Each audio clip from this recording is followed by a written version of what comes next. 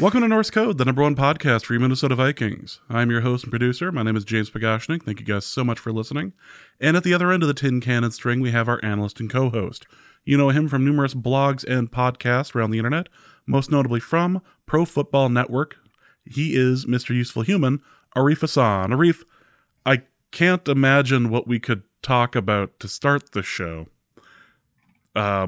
This is awkward. I feel like we were meant to be someplace last week. Denver, right? There's a game in Denver that we're talking about, and that's all we need to talk about.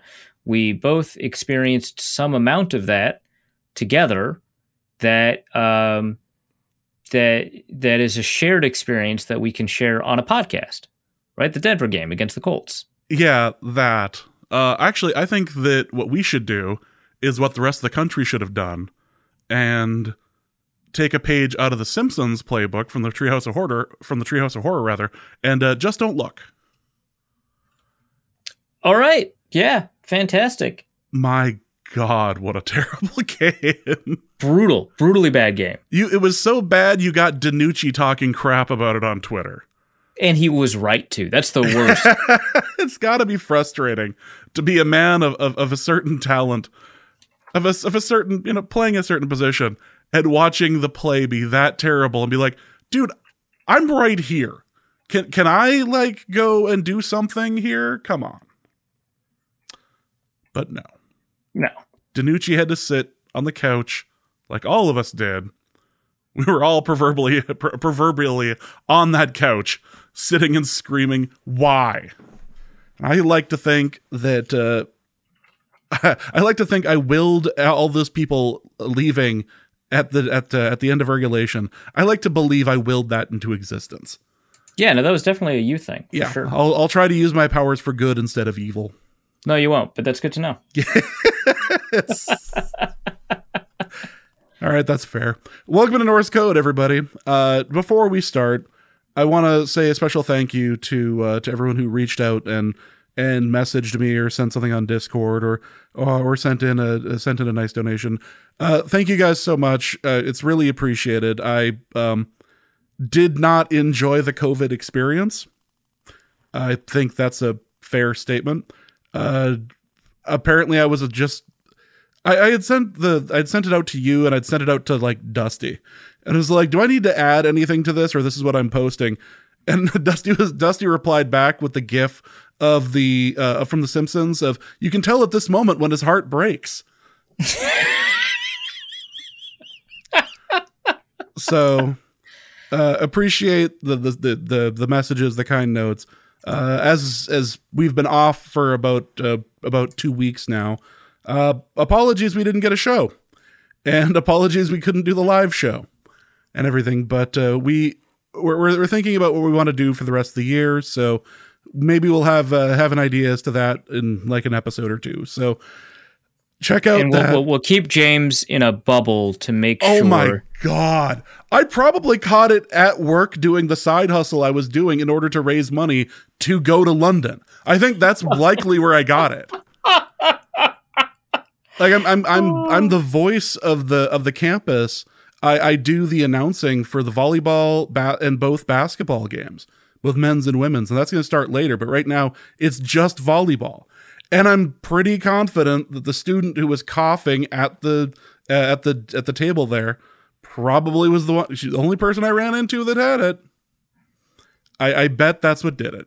But yeah, so the side hustle I was doing in order to raise money, to have money for London, likely what I was hoisted by my own petard. I don't like this feeling. Let's move on and thank a couple of people. Again, this is the #1 podcast for your Minnesota Vikings, Norse COVID, and we have a couple of people to thank. These were people who donated to the show over at Patreon, patreon.com/NorseCode. A special thank you to Azliak. Sure. Azlak Celius. This is the second time I mispronounced your name. I apologize. Thank you so much for upgrading your subscription. Also, a special thank you to Purdy Lives, John Smith, Josh Ganya, Zach Smith, Kyle Slaby. Thank you so much for the very nice gift. And a special note from Jack Rackham, who also signed up over on Patreon. He said, I was happy to join at the higher amount as a reparation for the last several years of freeloading. This podcast has the right mix of analysis, commentary, humor, and sheer nonsense. I expect as much return on my Patreon investment as a Green Bay Packer owner gets for his piece of a paper.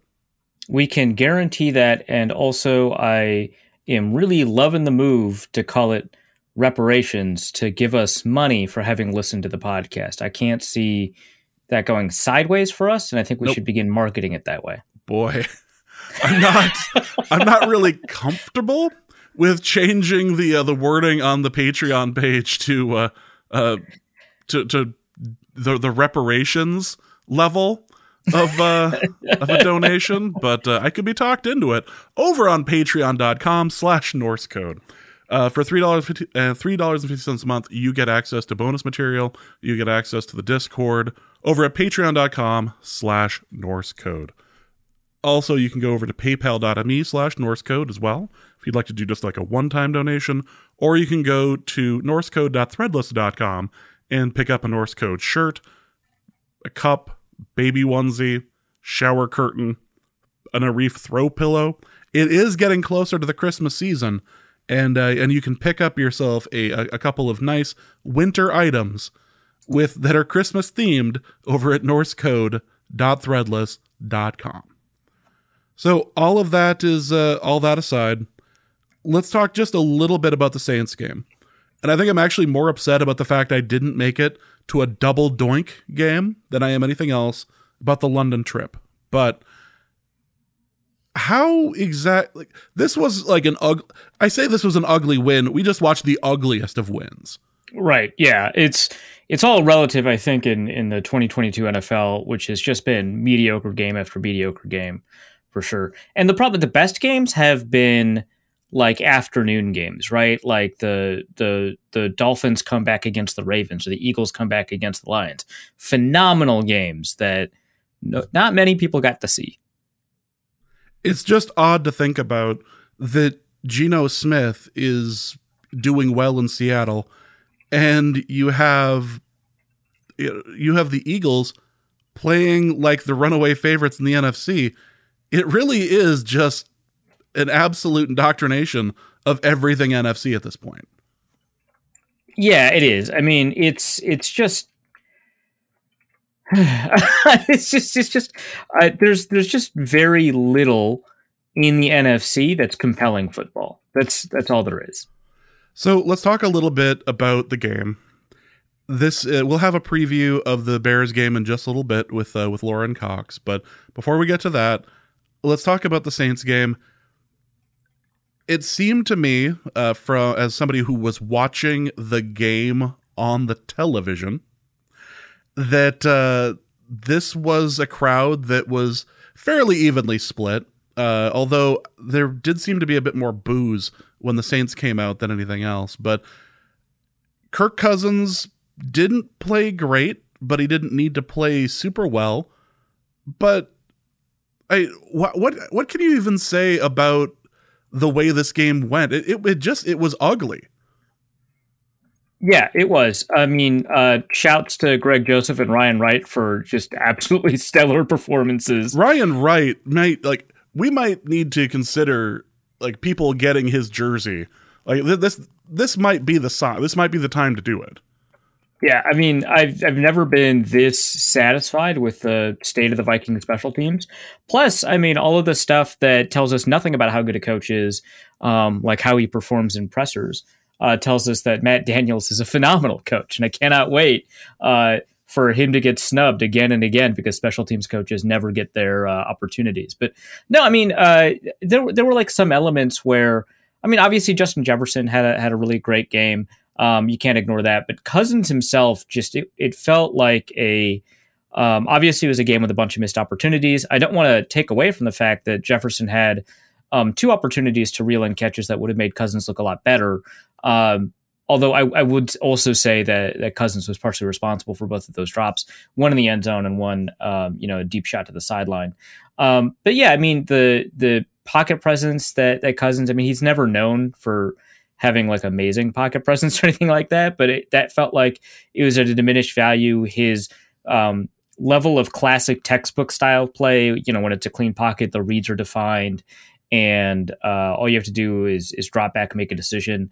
That fell out. That was very unusual that he didn't play very well from that perspective. But he also wasn't, catastrophically bad or anything like that, right? I mean, we've begun to see across the NFL what that'll look like, even for good quarterbacks like Joe Burrow, right? So, he's playing well above the level of some of these quarterbacks that have just come out flat this year. And that's, I think, worth recognizing. The NFL is just having a down year in terms of offense. Now, if you're a Ravens fan or a Dolphins fan, it doesn't seem like that. And, fair play, right? To use a Britishism. Or if you're a Lions fan, the NFL is kooky and crazy and wacky, and it's all, on the house anyway. So who cares? But, the overall, I mean, within the context of that, Cousins' play in this game was adequate, but I think compared to Cousins' history, it wasn't. I think that this is the most inaccurate that he's been this year, which, includes that Philadelphia game. I shouldn't say most inaccurate that he's been. I should say this is the biggest difference between his completion percentage and his actual accuracy. That's what I meant to get across. Because he would hit the receivers in the hands, but it would never be in a location that would enable the receivers to do what they needed to do. So that was like a big problem. So even though he had a reasonable completion rate, it just wasn't moving the ball very often. Obviously, the red zone issues are a huge problem. Do we talk about it differently if the poorly placed pass to Jefferson was caught in the end zone? Maybe, right? Because, changes kind of the way that game plays out. But, for the most part, it just wasn't a phenomenal performance from him or anything like that. The fact that the Vikings had to have a fourth quarter comeback seems like a crime, considering all the players from the Saints who ended up being out. Yeah. I mean, that I think is the bigger issue. Is, his play in the game is like fine. But the fact that it was a close game when the Saints were missing their starting quarterback, their starting wide receiver one, their starting running back, their starting safety, and a starting tackle or guard? Starting tackle. No, actually, no. Andrews Pete is playing guard. It was a starting guard. So they're missing not just like a number of players, but like a number of really like a quarterback, right? Like a number of extraordinarily important players. And the offense, for better or worse, very often will run through Alvin Kamara, and if it doesn't, it'll try to run through Michael Thomas. Although it's a little bit less true this year because of how well Olave is playing. Either way, the Vikings should have steamrolled this team, right? This is on paper, the Saints are going to end up being a better team than the one we're describing, but this is probably the worst team the Vikings have played, just in terms of the on-field talent. And for this to be as close as it was is, I think, a big disappointment. The defense, I think, deserves a lot of blame for that, especially in the first half. Obviously, in the second half, things weren't as big of a problem, but they should not give Andy Dalton that much time in the pocket. They should not give Andy Dalton that many outs with receivers. Like Marquez Callaway had a great game until Cameron Bynum started breaking some stuff up. It was just embarrassing, I think. My favorite part of the game was there are a couple of favorites, actually, because, there's a mixed extra points, so what can you do? But around the time that the Saints had their backup tight end, backup quarterback in, and no one on the Vikings thought, he's going to run it. Like no one. One. On two consecutive plays too, or maybe not two consecutive plays, but like two pretty closely paired plays on the same drive. Really, that was wild. Yeah, what was going to happen to you? Do you think, buddy? What do you think was going to happen? He wasn't going to throw it. Like, how did the Vikings get torched by this guy over and over again? Like, it's unbelievable to me. So this game also marks when Lewis Cine was taken out with a real gruesome injury. He is absolutely not expected to return this year. He will probably be lucky to come back by the time training camp starts.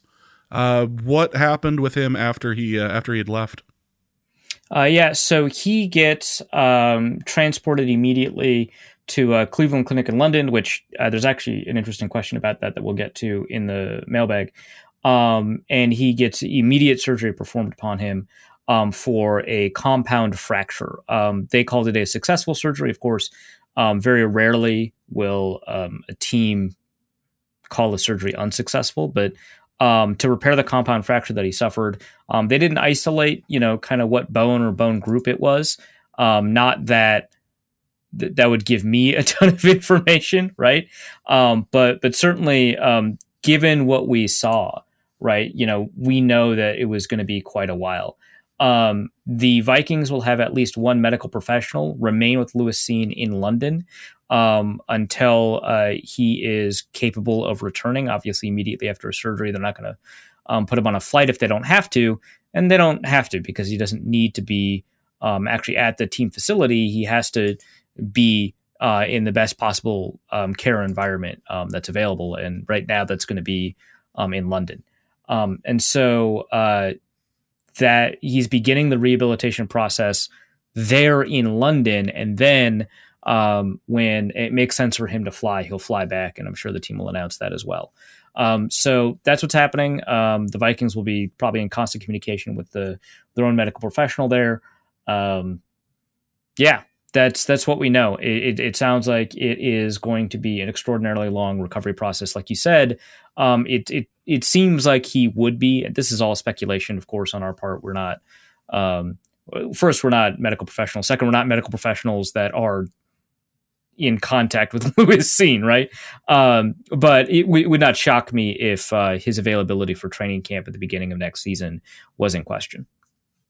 Yeah, just looking at the history of people coming back from as ugly, and you know what? I don't often get to say this, but kudos to the NFL Network for not doing the same thing they did to the Tua injury. Yeah, absolutely. And replaying it a million times and making you feel more uncomfortable each time. Someone must have looked at the shot and just went, "Nope, that's it. We're not showing that one again." We're just going to show a wide shot. We're just going to show the players huddled up. We're not going to show how he broke his ankle in half. Yeah. Just a rare moment of restraint from the NFL. Good for you. Let's wrap this up. There's not much more to talk about. We as a fan base have moved on. We as a podcast have moved on. Right. Let's put a bow on this. Kirk didn't look good. Justin he looked well enough. Justin Jefferson was making people look like fools. Adam Thielen was even getting in on it. There were a couple of ugly drops, some of which were Kirk Cousins' fault. Dalvin Cook was out there. Dalvin Cook seemed to be doing fairly well.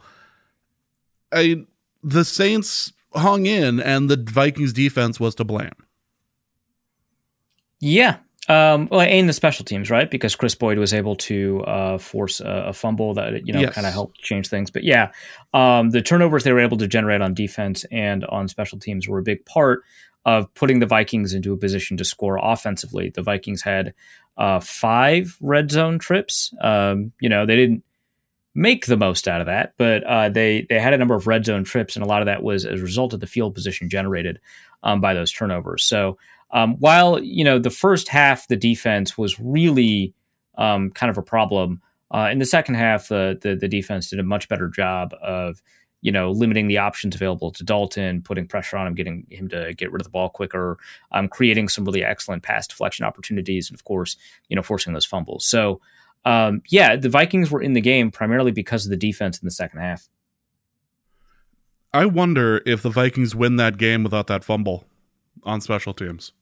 I'm going to guess probably not, unless Cousins kind of figures it out a little bit faster, because the comeback drive, a big part of that was finding KJ Osborne a couple of times, finding Adam Thielen a couple of times left open, right, because of the attention given to Jefferson, but also obviously, throwing it to Jefferson. So, maybe he figures it out a little bit faster, but yeah, I don't know.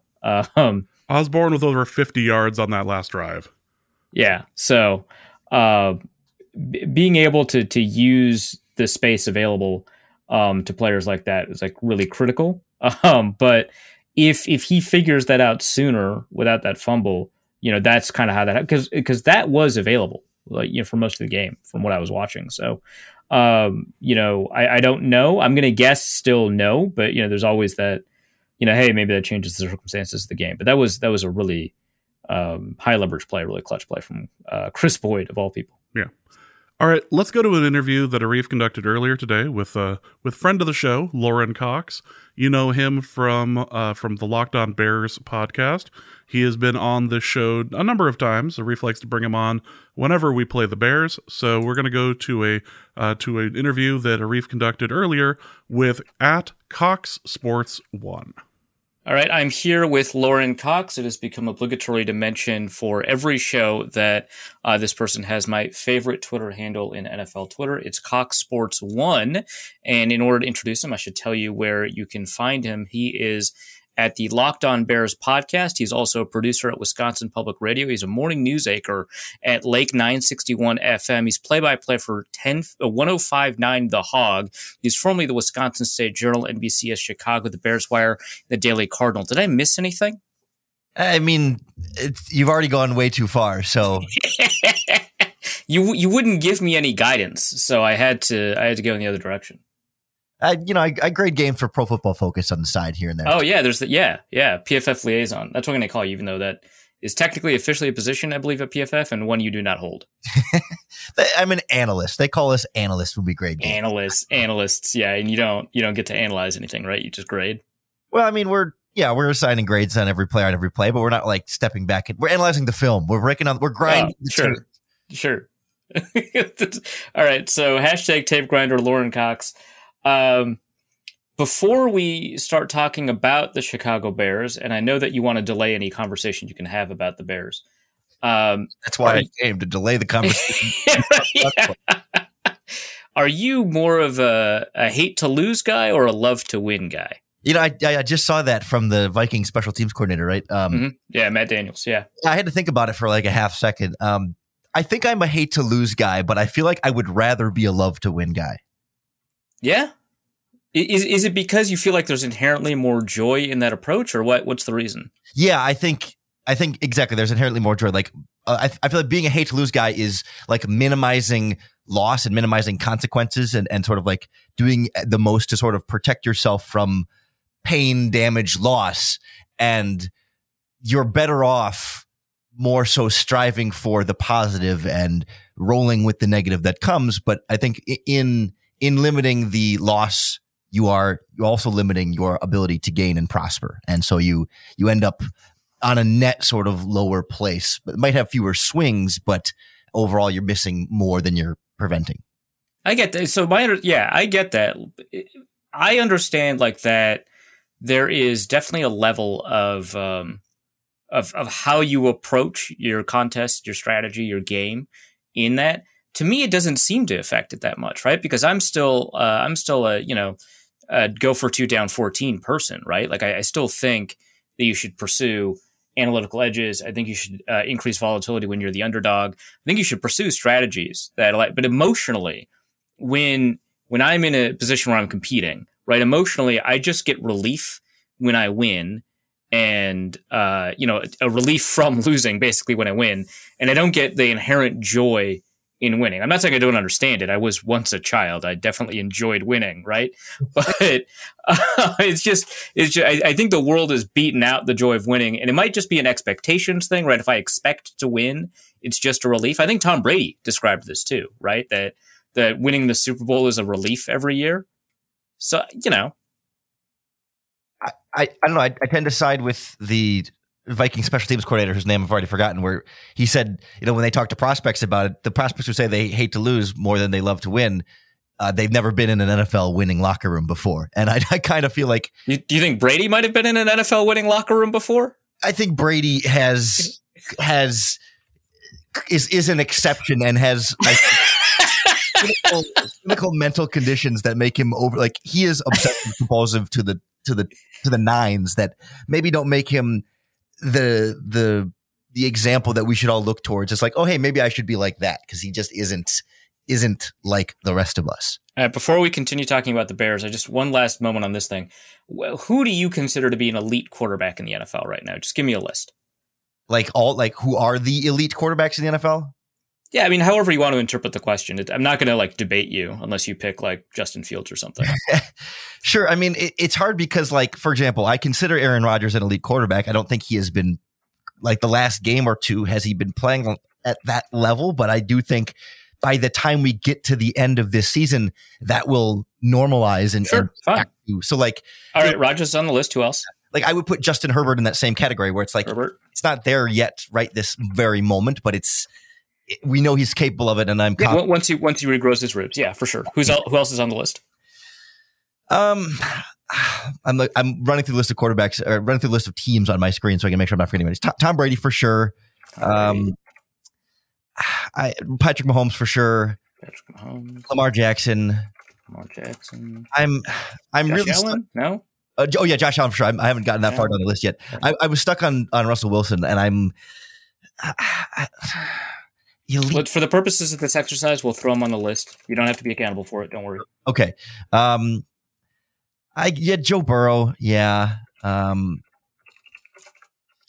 right. This list is good enough. The reason I wanted to generate this list is because I wanted to ask you your opinions on whether or not these quarterbacks were hate to lose or love to win guys. Oh, Aaron Rodgers. Aaron Rodgers, I think, is a hate to lose guy. Easily. Justin Herbert.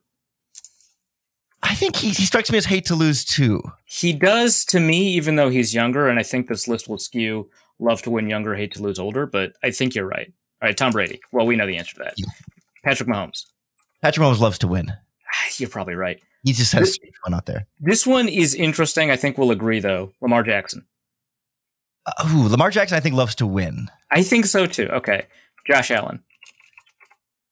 I don't have a sense of Josh Allen's personality very much, but like he never won much in college and early in his career, so I feel like he's probably a more I don't know. I was leaning hate to lose, but I don't have a good sense of his personality. To me, he plays like he hates to lose, but his personality to me loves to win. I think that's fair. That's why he's kind of hard in the middle. Yeah, I'm going to put him as win for now. Russell Wilson. What's your read on that? Russell Wilson hates to lose because in his mind, he always wins because God's on his side. That, and also I think he wants to be portrayed as a loves to win guy, but I think he's a hate to lose guy. Yeah. Joe Burrow. I was going to say, Russell Wilson transferred to Wisconsin, so he can't love to win. He hates to lose. There you go. Yeah. Joe Burrow. Joe Burrow loves to win. The cigars after the LSU chip. I mean, yeah. So we're 4 of 4 of elite quarterbacks. Hate to lose, love to win. That tells me that there's no formula in your attitude towards life on whether or not it'll actually help you win or lose. You just have to feel it strongly. All right, now let's talk about a team that loves to lose, the Chicago Bears. Yeah, you know how much they enjoy losing over there. They very much pop the champagne after every game. Very upset after the win over San Francisco. This is all well known. So I was looking at the injury report real quick. It sounds like David Montgomery is day-to-day. He was a limited participant in today's practice. He says he is a game-time decision. We all know that we can trust players in their self-evaluation of injuries.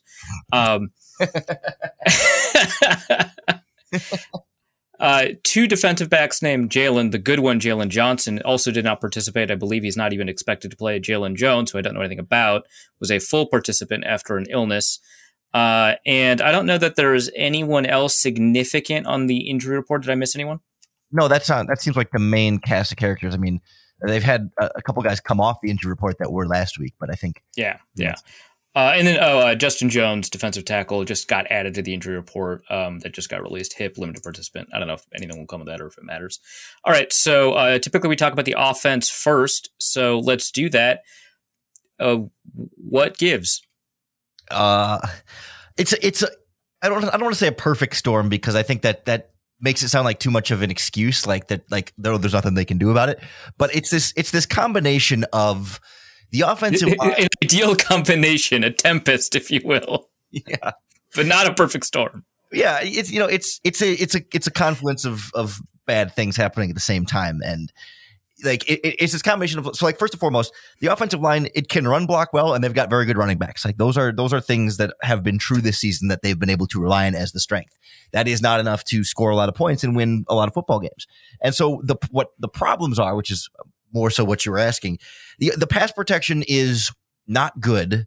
It's not horrific, but Justin Fields' pocket presence and ability to feel and read and react to pressure properly doesn't necessarily help. And if anything, I don't want to say it makes it purely worse. It certainly has limited at times what their offensive production could be, because he's sometimes leaving pockets that are too clean, or that are already clean and doesn't need to leave the pocket.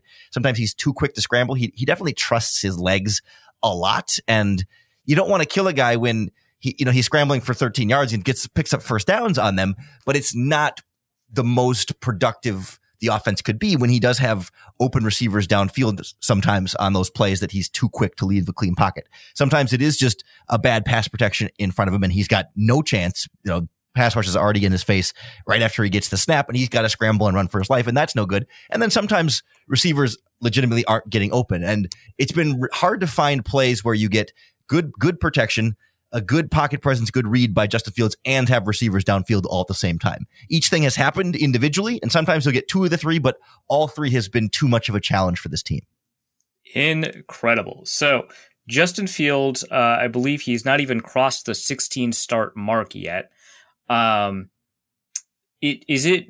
will it be time for the Bears to make a decision on him? Do you think he's going to get the whole year and then maybe even get to start next year? Or where for you is it not like necessarily like what decision is Ryan Poles going to make, but where for you should the decision be? So I think the decision will be this off season.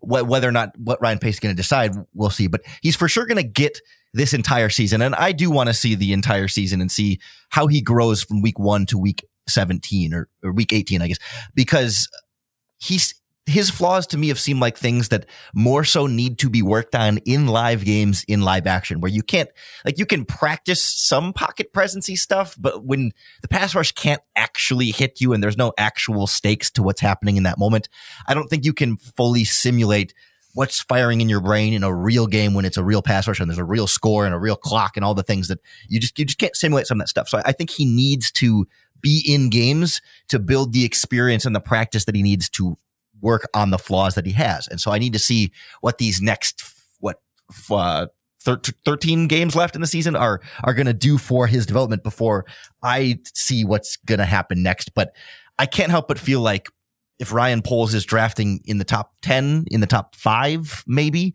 and there's quarterbacks sitting there and you get to the end of this season and, Fields hasn't taken as many steps forward as you'd like, and you still have to kind of hide him the way that they have seemed to want to offensively. I think they have more room to trust him more than they have, but they've chosen to run the ball incredibly on first down and do a lot of things that don't put your quarterback as your primary offensive engine.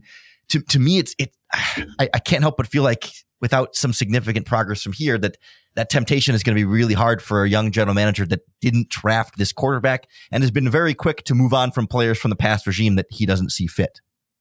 What is Justin Fields good at?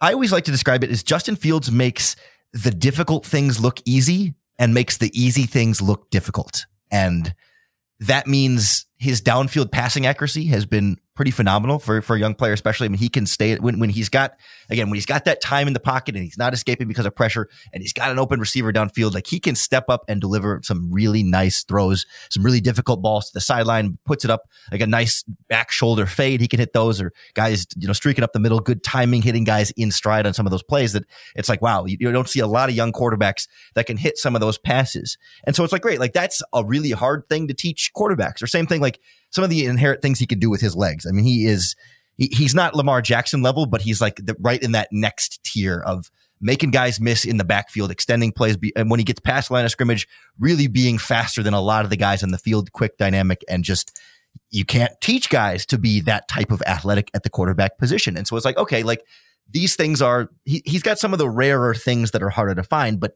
it's the quick rhythm passing game that sometimes he just can't get his feet right underneath, or sometimes it's the little things like that you'd think it's easier for a quarterback to do. And like pocket presence, you can teach quarterbacks how to do these sort of things. And it's going to take time for him to get there. But I do think he does, generally speaking, see the field particularly well. Like when he throws interceptions, rarely is it, oh my God, he had no idea what coverage that was. Like he just was throwing it blind. Like he always seems to read the defense properly, but he's sometimes a little bit slow at like seeing it's open, trusting it's open, and then getting the ball out on time in that process as he's going through his progression. Like he knows the coverage, he knows where the ball might need to go. It's just those synapses firing in the right order in your brain and then delivering that physically. There's a delay in that process that needs to be sped up.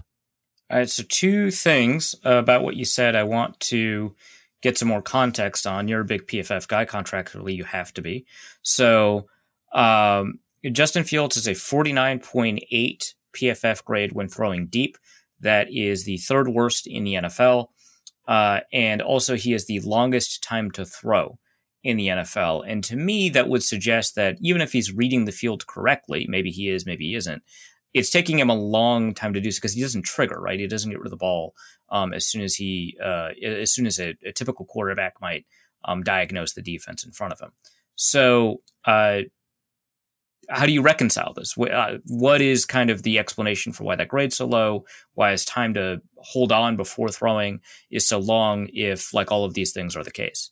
So I would say in terms of the deep throwing, partially small sample size, partially very. I mean, we'll talk about that in a second. Yeah, I mean, they have not been passing much in general, and even like he's taking as a percentage of his attempts a relatively high number of deep shots, but he's only attempted 13 of them total. So it's not like a big, it's not a wide sample size. And when it comes to PFF grades, a few throws on a small sample size can largely skew that. And two of his interceptions this season have come on those, and both of them I thought were on throws where his footwork is just off. He's pressing and he steps so wide in his step forward where it's like it was the correct read on the throw. And in this case, it was inaccurate and the delivery was off where he overthrew Cole Kmet quite badly on a vertical seam. And then there was one to Darnell Mooney that was also a little bit overthrown, going split in the middle on cover 2 against the whole linebacker where it's like, okay, Mooney versus a linebacker between the deep safeties, that's where you want the ball to go. He just, on both of those plays, you see it in his feet. He just steps really wide and it's not proper mechanics on those throws because he had been getting hit all game in those plays and just wasn't in the pocket. He was pressing too much to try and make one of those plays downfield. So like, it's not exclusively that every deep pass is going to be perfectly accurate there. And I think those few interceptions are going to largely skew the PFF grade on a small sample size, albeit those interceptions are not excusable. It's just not, I don't think, representative of exactly what we've seen bigger picture from Justin Fields to these first 15 or 14 starts or whatever it is.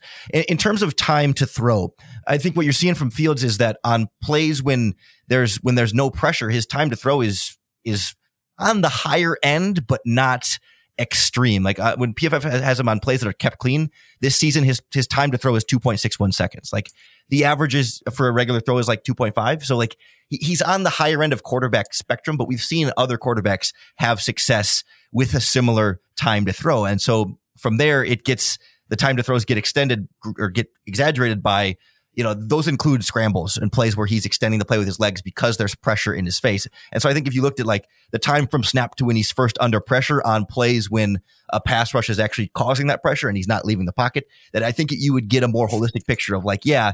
A lot of splits there. Yeah. I mean, well, you know what I mean? But it's like when you can isolate the quarterback's role in the pressure from the offensive line's role in the pressure on that, I think you see a little bit more of a context on like, yeah, he is holding the ball too long on a lot of these throws, but some of it too is that he's just escaping these pockets and extending these plays because he absolutely has to. All right. So as a reminder, the time to throw that you isolated 2.61, which is accurate, is 29th of 35 quarterbacks. So it is still on the higher end. Yes. So I did want to talk about the run pass balance. It is some of the most egregious I've ever seen. It's not just purely the difference between how often they run the ball and how often they pass the ball, although that obviously is fairly extreme. But also, one of the really great tools that we have available to us now is what Ben Baldwin put together. Running backs don't matter. One of them is neutral rate pass frequency, and the other one is situational pass frequency. And so for every single down and distance, I've actually never seen this in my life.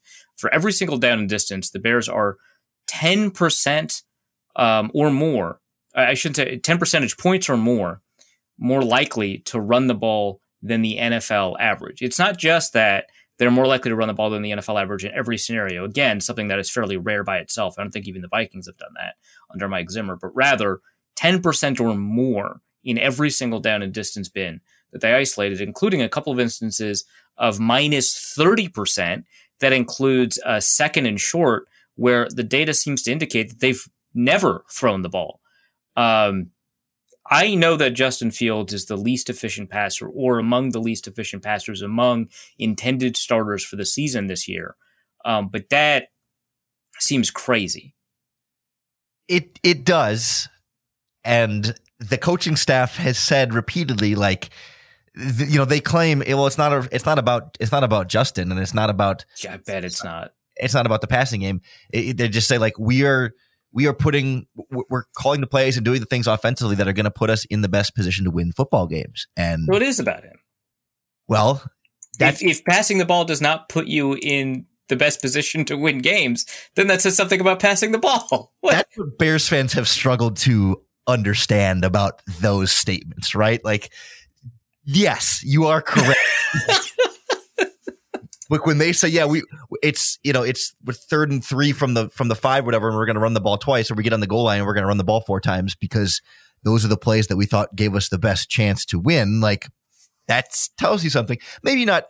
I mean, so I will say, like, the coordinator has said before too that, like, when it comes to the passing game, it's not just Justin. Like, he has hinted basically that, like, we also don't fully trust our offensive line to protect Justin properly, and we don't fully trust our wide receivers to consistently get open and give him the windows he needs to throw. So, like, it's not purely Justin, but at least more of it than Bears fans want to admit is them with a lack of trust for Justin Fields. But at least, like, from the Bears' perspective, prior to last week against the Giants, like, that running strategy was more or less working for them. Like, it wasn't the maximizing efficiency, but it was enough to beat the 49ers. It was enough to beat the Texans. And in Green Bay, they had 4th and goal from the 1. And had they scored that, then it would have been closer than the Green Bay result may have ultimately looked against a team that they probably had no business being that close with. So I think they've seen it as, like, it's worked enough so far and been a borderline winning strategy. And so no need to change things up until it really stops working. And it, that feels like it's in the process of happening right now. All right. So, I asked myself, live on a podcast, actually, do the Bears have any position groups that I would call a strength? And I think the answer to that is there's at least one. It's running back. There might be one on defense. I'll let you answer that question for me. But running back certainly seems to be an area where you're satisfied in the talent of the players. You even can be excited about the talent of those players. Obviously, Khalil Herbert went off a little bit ago for quite a bit of yardage. But that is also the position where they don't, like, control their own production very much. In fact, probably the least. Like, I know wide receivers are contingent upon quarterbacks throwing them the ball, but, there's still some evidence that receivers can produce regardless of quarterback quality, whereas that is not really the case for running backs versus offensive line quality. So is it a strength of the team, and how important is it that it's a strength? And also, do you expect David Montgomery to play? At this point, I don't expect David Montgomery to play. I'll start there because I think that's the easier one. When he had that ankle injury, we thought it would even be a bit longer than this. I was really surprised to see him even limited at practice in this one. And given their faith in Khalil Herbert and to some extent the rookie behind him, Treston Ebner, I think they'll likely take it slower with David Montgomery rather than try and rush him back into this one. I mean, I certainly think comparative to the rest of the roster, running back is very clearly a strength. I'm a little torn on the aspects of how much running back control is in this case, because, like, I mean, yes, I agree that the numbers don't lie that, yes, there's a lot that is influenced by the offensive line, and having good run blocking is far more important than whichever running back is in the backfield. That's why, as you said, with Ben Baldwin, and running backs don't matter. But I will say Khalil Herbert's done really well in, like, yards after contact and yards over expectation, and a lot of those running back metrics that try and eliminate some of the offensive line influence in there. And he's done better at those than David Montgomery has. And it largely feels like, while the coaching staff loves David Montgomery as, like, who he is and his what he means to the team and all that, he's a free agent this season, or this offseason. And with as good as Khalil Herbert has run, and they like the other rookie they have, I don't see them paying David Montgomery big money to stay around unless he takes some kind of team-friendly deal. So it's definitely been the engine of the team that they've relied on. The run blocking dropped off a little bit last week against the Giants in a game that we thought they would be able to run the ball even better than they did. It was still good, but it just wasn't as stellar. But I think that's going to be the absolute focus again against Minnesota. So when you are asked to describe kind of the running scheme, what would you characterize it as? It's interesting because all off season, right? The conversation was about they're bringing in the Matt LaFleur offense, the sort of from the Shanahan tree. It's going to be a lot of stretch zone, and it's going to be a lot of play action off of that. And they certainly have run a lot of play action off of that, but we've seen over the course of the season them mixing a lot more gap scheme than I thought they would. And some of that has still been, outside, like pin and pull type of stretch stuff, but like they've run more traps and powers and counters than I was anticipating. And so I think it's a lot more blended than you might think. They do still try and get it out to the edges a lot, but it's different tosses and it's different, pulling guards. And so like, schematically up front, it's quite a variety. They do want to get these guys outside into space and don't find a ton of room or as much room pounding it up the gut, up the middle. Yeah, the PFF split between zone and gap is 52 and 34. How do they integrate Justin Fields into that running game? Not nearly well enough. I would like to see it more intentional, but it's like they've run a decent number of RPOs that they usually end up handing off, but they haven't run nearly as many like read options. Like, I mean, they're in there, but I would like to see it be a more intentional effort from the coaching staff to say, yeah, like let's be deliberate about it. But he ends up getting his 5 or 7 carries a game, mostly on plays that were called passes at the line of scrimmage. Mm-hmm. He just ends up running with himself. Against the Packers, they finally debuted a designed quarterback power where it's just direct snap to him and use the running back as a lead blocker. That was the play on 4th and goal at the 1 that they tried that infuriated Bears fans. This was like, why won't you just call a QB sneak or hand it off to a running back up the middle rather than quarterback power? The Bears said, well, we pulled the guard from the backside and had a running back lead blocker. So we had more blockers than defenders to the side of the run. And so in their mind, it was a good call. It just wasn't executed. The tight end got blown up on the line of scrimmage because Cole Kmet's not very good at anything. And so like in their mind, it was a good call that wasn't executed very well. But that's the problem with this coaching staff, right? Is like they still are in this like, it was a good call. The execution was not. And I don't think that was really best process. I like that it's process over results, but it's like, I don't think you're evaluating the process properly when there are better processes you could have taken there that would have given you a better chance at the result. Like against the Giants, they punted on 4th and 2 from midfield down 8 with 3 timeouts left with 3 minutes left in the game rather than going for it on 4th and short at midfield against a team where both quarterbacks were injured. And they said, well, that was the right decision because we forced a 3 and out and had them punted back to us so we could start in the same place we were with less time on the clock and the same amount of timeouts. Like it confounds me with this coach staff. I know that was a tangent, but it was a good solid example of like they have some of the right ideas, but they're just not getting like the bigger analytics process of like, no, you got like, that's not, you are trusting the process, but you're not taking the most efficient way to get there. All right. So speaking of Cole Kmet and tight ends, so there's Cole Kmet, there's Trevon Wesco, who's kind of a hybrid tight end fullback, or he was at least with the Jets and at West Virginia. There's Kari Blossingame, which is more of a fullback, listed, I think, as a running back. So he's not really in the tight end group, but let's group him in here for now. Former Viking Kari Blossingame, an undrafted free agent rookie, and somebody who may or may not be injured in Ryan Griffin. Can you tell me about this group? Griffin is also a former Jet. He's a veteran. There's the undrafted. Oh, I see. The undrafted free agent is Jake Tongas, and then Griffin is the number 2 tight end. And yeah. Griffin missed the last game due to injury, and so far this season this week he's been limited for the first 2 days. I would have no inclination one way or another whether he's going to be able to play this week. But regardless, they rely on their tight ends a lot in terms of the running game. They're on the field quite a bit. I think we saw less so since Griffin has been out. I think they really trusted Griffin quite a bit, and the likes of Wesco and Jake Tongas are young guys with some athletic ability, but not not the ones they fully trust openly. I think Wesco might be the best blocker of the group, even though that's not necessarily what he was initially known for. Well, I guess if we include Kari Blasingame, the fullback, he has become a fan favorite. He's been a great blocker. Oh, hell yeah. Sorry, I was a big Blasingame guy. Oh, yeah. No, Bears fans love Kari Blasingame. He has been fun to watch. He's pretty darn good in space. He's definitely the best blocker of the group when we include him. And there are some pretty decent splits of like when he's on the field, when he's off the field, the yards per carry are up. I don't think it's necessarily fully a one-to-one translation there, but I think there is something to that being in the I formation as much as they do with him out there. They'll also just line him up straight up at tight end. Like it's kind of weird. And they'll put him at receiver sometimes. And there have been a few plays this season where they'll run him on wheel routes from the fullback position and he's open downfield. And one of these games, they're going to hit Blasingame for like a Kyle Juszczyk style bomb out of the backfield. And I'm waiting for it. I keep calling my shot and it's going to happen at one of these points. But overall, a very underwhelming tight end group. Last week against the Giants, they ran about 5 or 6 tight end screens to Cole Kmet, and it was not good. I mean, not all of them were even completed. There were some that were just disaster plays, or sometimes they were on the backside of plays. I don't know why they were so in love with trying to get him the ball on these tight end screens. One was on 3rd and 15. I mean, I don't understand. They're just trying to force him the ball in these ways, but they're not a great group. They're not big threats as receivers, and Kmet's been pretty awful as a blocker and has been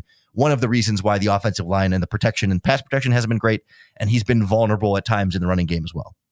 And so for people unfamiliar with Kari Blasingame, 233 pounds, ran a 4.55 40, which is impressive enough, but then every other number is even more impressive. A 38.5-inch vertical, a 10'11" broad jump, nearly 11-foot broad jump at 233 pounds, a 4.18 short shuttle, and a 6.94 cone, and 20 bench reps to boost. This dude is sparked up. I loved him when the Vikings signed him in free agency, but they went with CJ Ham over him. I guess that makes sense, but I'm still a little bitter because I was right about him. So we could talk about the offensive line. We could talk about the receivers. Let's finish with the offensive line. So let's talk about the receivers. ESB, Equinemius St. Brown, Darnell Mooney, Dante Pettis, and then 2 guys who I don't think have seen the field offense, or I guess Amir Smith-Marset has seen the field offensively a little bit, but Velus Jones has had snaps on special teams, but not on offense. Is this the worst receiving group in the NFL? It might be, but this week reinforcements may arrive. May arrive. Who's arriving? N'Keal Harry is eligible to come off of injured reserve this week. They've opened up his practice window and getting that former first-round pick up there. So excited right now, man. It's gonna be the big difference. He's really like Chicago's Jalen Reagor of sorts, you know. Gonna boost the whole wide receiving core. Mm-hmm. No, but yeah, I mean, I think this wide receiving core has played better than their names would suggest, but they're definitely in the conversation, if not at the front of the conversation, for the lowest quality overall of wide receiving core. Velus Jones injured I want to say it was a hamstring, some kind of soft tissue lower body type injury. Old age got to him, yeah. Yeah, his arthritis was acting up through the first game.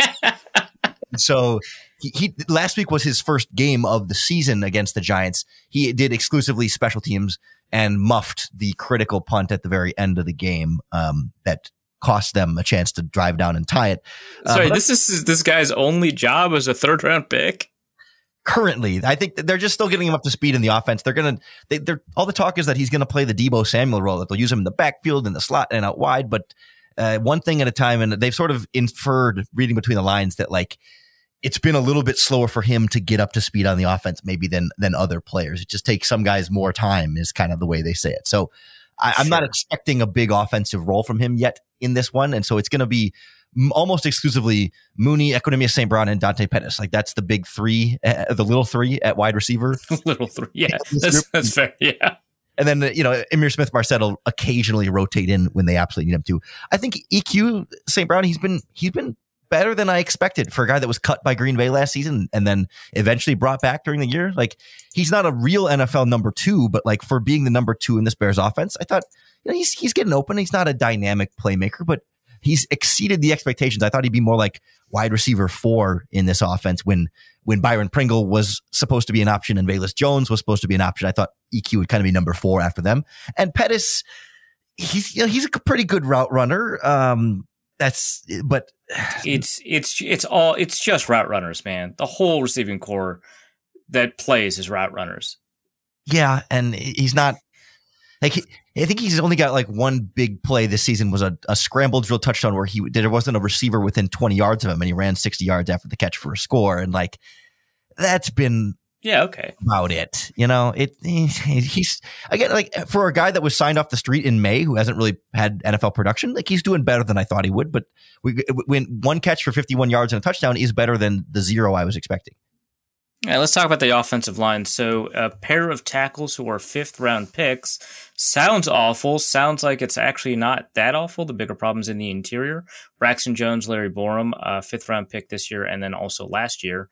They're doing all right. Yeah, those two. I mean, it feels. Well, I was going to say they've been the strength of the offensive line, but no, the strength of the offensive line has been right guard Tevin Jenkins. I mean, he has been the best player for a guy that they were about to get rid of. Yeah. Shows you how that one goes. Tevin's a different kind of guy. I mean, when he was drafted, Mike Gundy said after the draft, like, you got to find different ways to motivate this kid. Like he kind of was like, it was kind of this weird post-draft press conference where it's like, you got to challenge him and you got to get under his skin a little bit because he needs to be challenged and needs to be motivated. And I think the Bears took a while to figure out how to do that properly with him. And through the first like 3 weeks of the season, they were rotating at right guard. Like it was Tevin would get a snap, and then Lucas Patrick would get a drive, and then Tevin would get a drive, and Lucas Patrick would get a drive. Now Cody Whitehair, their longtime left guard, he's on injured reserve, short-term injured reserve, and so Lucas Patrick will be starting at left guard, and Tevin Jenkins will get to be the full-time right guard. And last week against the Giants, Patrick was miserable at left guard. He hasn't been nearly as good as he looked in Green Bay, where he was a pretty reliable off the bench kind of swing interior guy who could play almost any of the 5 offensive line spots, but especially the 3 interior. And then Sam Worcester for the center has just been awful. I mean, just he has been the weak link until last week when Patrick was competing with him for who's the worst offensive lineman on the interior there. There's a feeling that maybe now that Patrick will have a full week of working at left guard, that maybe he can settle in and get back to the standard that we sort of. Do you believe that? I think. I don't think he can be as bad as I didn't expect him to be that terrible as he was against the Giants. So like I think he can be a little better, but he was take it from somebody who's watched the Vikings. It can always get worse. It's hard to believe, but yeah, I trust your expertise. So when you see, so Danielle Hunter, obviously he hasn't been having as productive of a year as normal. Darius Smith has been having a reasonably productive year. You wouldn't call it really high level stuff, but and he's got a bit of an injury. And then you also see Delvin Tomlinson, who's playing pretty well. Harrison Phillips, who I think is doing all right.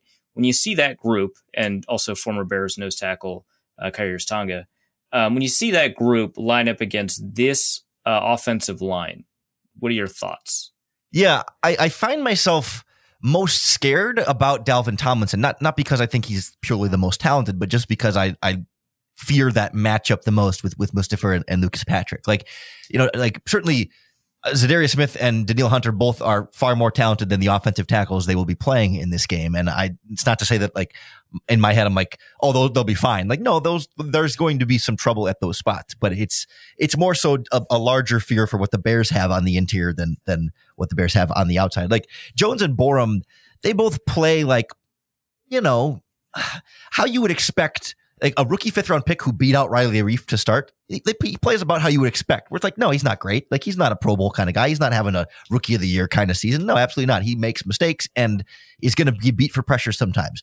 But he's not a turnstile either. Like it's not a disaster. He's not playing like you would think a traditional like any old rookie 5th-round pick that gets thrown in there. You're like, oh, that guy's going to be screwed. Like no, he's not totally in over his head either. He's just he's figuring it out as you go along. And I think for Justin, he's done a lot better at avoiding edge pressure than avoiding interior pressure. That when the tackles will collapse a little bit and he can get out of the pocket much easier that way. But when it's coming up the middle from any of those guys, like he has a lot of trouble avoiding that properly and not getting himself into more trouble than he needs to. So like Smith will get his pressures. Hunter will probably get, or Daniil will probably get a couple of his too. But like, I don't anticipate them breaking the game as much as like consistent interior pressure did for the Bears against the Giants last week. Mm-hmm.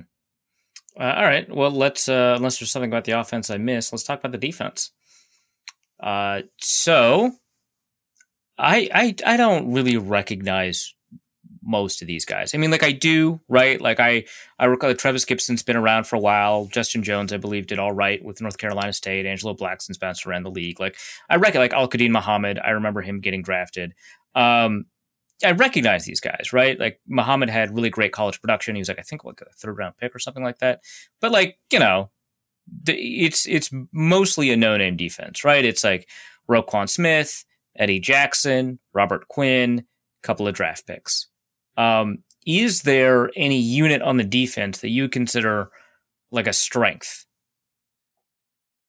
The safety position is the closest. I mean, Eddie Jackson is having a bounce back season. Like there was a while he's having a great year. Yeah. Yeah. Like after like 2018 when he made the Pro Bowl and stuff, like expectations were really high and he was rough for 2019, 2020, and a lot of 2021. Like it was like, man, like legitimately entering this season, it was like they might cut him or trade him after this year if he doesn't get his stuff together because he's making $17 million and not playing like a $17 million safety. I think so far through the first 4 games, he's playing like a $17 million safety again. And maybe, I mean, it seems to have relocked his spot in on this team long term because he's really just been phenomenal again on the back end. And so like he alone, I think helps make safety position a strength. And then like Brisker, you know, he's played like a rookie second round pick. Like he's missed too many tackles and taken some bad angles, but he's had a couple of nice plays where he blitzes in nice in the backfield and makes a nice sack or makes a nice tackle for a loss and has delivered some big hits, but still figuring things out a little bit, you know, in the mental side of the game. And play action has been a disaster for him and the Bears linebacking core in particular. It's been a mess there, but like safety's pretty close to something I would consider a strength, but that's, yeah, position wide, that's about it. Wow. All right. So real happy about that. Well, let's go back to front then. Let's talk with, so we did talk a little bit about safeties. I know that Jaquan Brisker's also had some issues with tackling angles. So we'll move on from safety to cornerback. Kyler Gordon, I kind of liked him in the draft. He was definitely not my favorite corner, but I thought that he was a pretty good candidate to be picked at the top of the second round. My understanding is that he's not playing very well at all. Yeah, I would call that a generous interpretation. I mean, it's been generous as he's not playing very well at all. He's PFF's 8th lowest graded cornerback in the NFL this season out of phenomenal.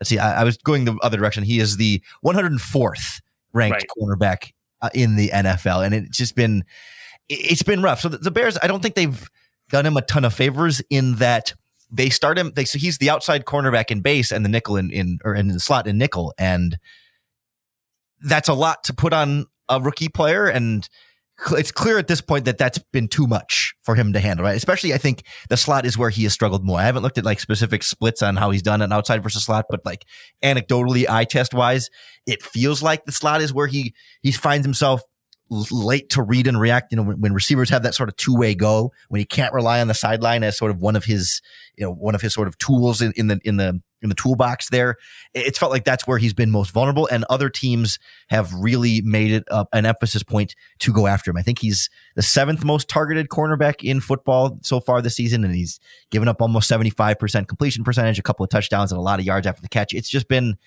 it's been rough all around. And teams have kind of, like, I thought for sure, like going into the season, that Kindle Vildor, the outside cornerback who comes in when Jalen Johnson is healthy, Vildor would come in nickel as the outside cornerback, and that's when Gordon would move inside. I thought for sure he would be the weakness because he was the weakness last season. Like he was pretty bad as the starter that they relied on, and was kind of worried that they didn't really upgrade from him in this way. And he's been a lot better than I expected. Again, not top of the line cornerback, but maybe it's just been because he hasn't gotten as much attention because Gordon has gotten the attention. But I felt like Vildor has taken a step forward and has been a little bit more consistent in that regard. But Gordon's got a long way to go in coverage, and he's missed some tackles in there too. And I'm not yet to that point where I'm like worried about him never figuring it out as a corner, but he's really trial by fire right now, and he's burning. And so who plays instead of Jalen Johnson? Is it fake Jalen or is it fake Lamar? It's fake Jalen right now. Okay. Fake Lamar. So the Bears do have Lamar Jackson, yes, and they have Jalen Jones. So they got Jalen Johnson, Jalen Jones, and Justin Jones, if you need to get all on the injury report this week. Oh, Jesus Christ. A real Jonestown massacre. It's right there, man. Like, you can't not. So what is your assessment of undrafted rookie free agent Jalen Jones? Yeah, it's been a small sample size because he wasn't with the team during training camp. Or no, was he at the bottom of the roster? Now I'm getting him mixed up with Josh Blackwell, the other undrafted free agent they brought in from Philly. But Jalen Jones has been around. He was a guy that spent like all the training camp in the slot, and we thought like, okay, he'd be like the backup slot option. But then when Jalen Johnson got hurt, and because they've been having Kyler Gordon play in the slot, like Jalen Jones has come in as the outside cornerback, and he's been kind of one of those like scrappy. He's not that undersized, but he's not big. He's like 5'10", 185, 190 pounds. Like he's a guy, he's scrappy. He'll fight through a little bit. You haven't seen like those plays where it's just like, oh my God, what is he doing? Like just a total coverage bust or lapse from him. But I don't think he's been really tested or targeted a lot. It's been kind of a small sample size. I think it's just been a couple of games where he's played any sort of major role. And even then doesn't feel like as major of a role because he's only coming in on nickel packages now. All right. So the receiver group against this cornerback group kind of terrifies you then? Yeah, pretty much. I would. Okay, so look at the receivers the Bears have played this season. It's the Niners in a monsoon, so there was no passing game. It was the Packers receivers, which were a bunch of rookies still figuring their stuff out. The Texans receivers, which is Brandon Cooks and a bunch of nobodies, and then the Giants receivers, which might, due to injury, might now be a worse wide receiving core than right. Might be forced to play Kenny Golladay. He were forced to play Kenny Golladay against the Bears, and against this secondary, he couldn't do anything. Wow. So in the past, we've seen teams take Justin Jefferson away through a combination of double team, triple teams, and following with a pretty high level corner, whether that's Darius Slay or Jeff Okudah or something along those lines. What could the Bears do to Justin Jefferson, like to limit him? So if Jalen Johnson were healthy, like last season, different coaching staff, they would have Jalen shadow receivers across the field. And outside of like a rough one against Devontae Adams, he did fairly well with it, all things considered. But I don't think this coaching staff would be as inclined for that in general. And B, I don't expect Jalen Johnson to play in this game, given he still hasn't practiced either day this week and he's already missed games up to this point. And so I don't know that they have a lot of specific tools in their arsenal here to try and, quote unquote, shut down Justin Jefferson. Cause like the defensive coordinator spoke, was it today or yesterday, was asked about Justin Jefferson. He's like, well, it's hard because they got two dynamic weapons. And I thought he was going to say Justin Jefferson and Adam Thielen, but he said Justin Jefferson and Dalvin Cook. And he's like, well, we got to make sure first and foremost, we stop the run and that we're not letting them run the ball on us. And so that's. So I'm sure. I'm sure that Justin Jefferson, I mean, they're going to obviously pay attention to Justin Jefferson. They know he's really good, and they're not just going to say, Jalen, the undrafted free agent, take him one-on-one. You'll be fine. Like, no, they're not going to do that. They're just going to play a lot of two deep coverages. It'll be a lot of like safeties having eyes on him, depending on what side of the field he's on. And probably anytime he runs a crossing route against man coverage, they're going to try and pass it off to a middle of the field defender. Like if you're in cover one, who's ever in the robber spot is just going to pick up that, and the crossing man coverage player is going to take that zone. Like they'll do little things like that, but I don't think it's going to be like some totally Justin Jefferson focused game plan where it's like to the extent that the Eagles did, where it's just like all eyes on him at all times. I think he's going to have some catches in this game, and the Bears are just going to try and sort of try and limit the damage as much as they can, knowing they can't stop it completely. Okay. So to that linebacker group, it sounds like Matthew Adams is going to be healthy enough to play. I don't know who the third linebacker is, whether it's fake Joe Thomas or Matthew Adams, or even that rookie that everyone liked that didn't get drafted, Jack Sanborn. But what is the linebacker group surrounding Roquan Smith, and genuinely how well has Roquan Smith actually been playing? So Roquan Smith was awful in the first, I don't know, I think first two games at least. Yeah. That's why I asked the way I did. Yeah.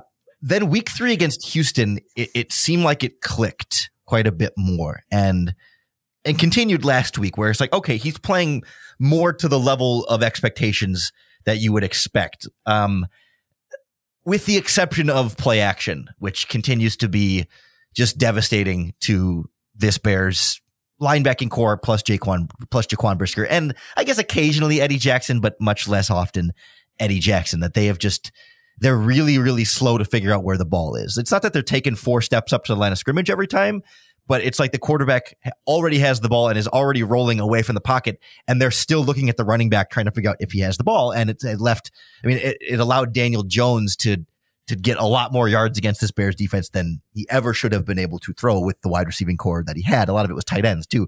And so that's the concern there. But I do think in terms of like run defense and being more aggressive and reacting more quickly downhill, Roquan Smith has been a bit better in that regard over the last couple of games and seems to have sort of settled in now to the slight differences in playing in the 4-3 instead of 3-4 that I think could get a little overblown, and it was a convenient excuse for him for the first couple of games, but I'm not sure how legitimate that was.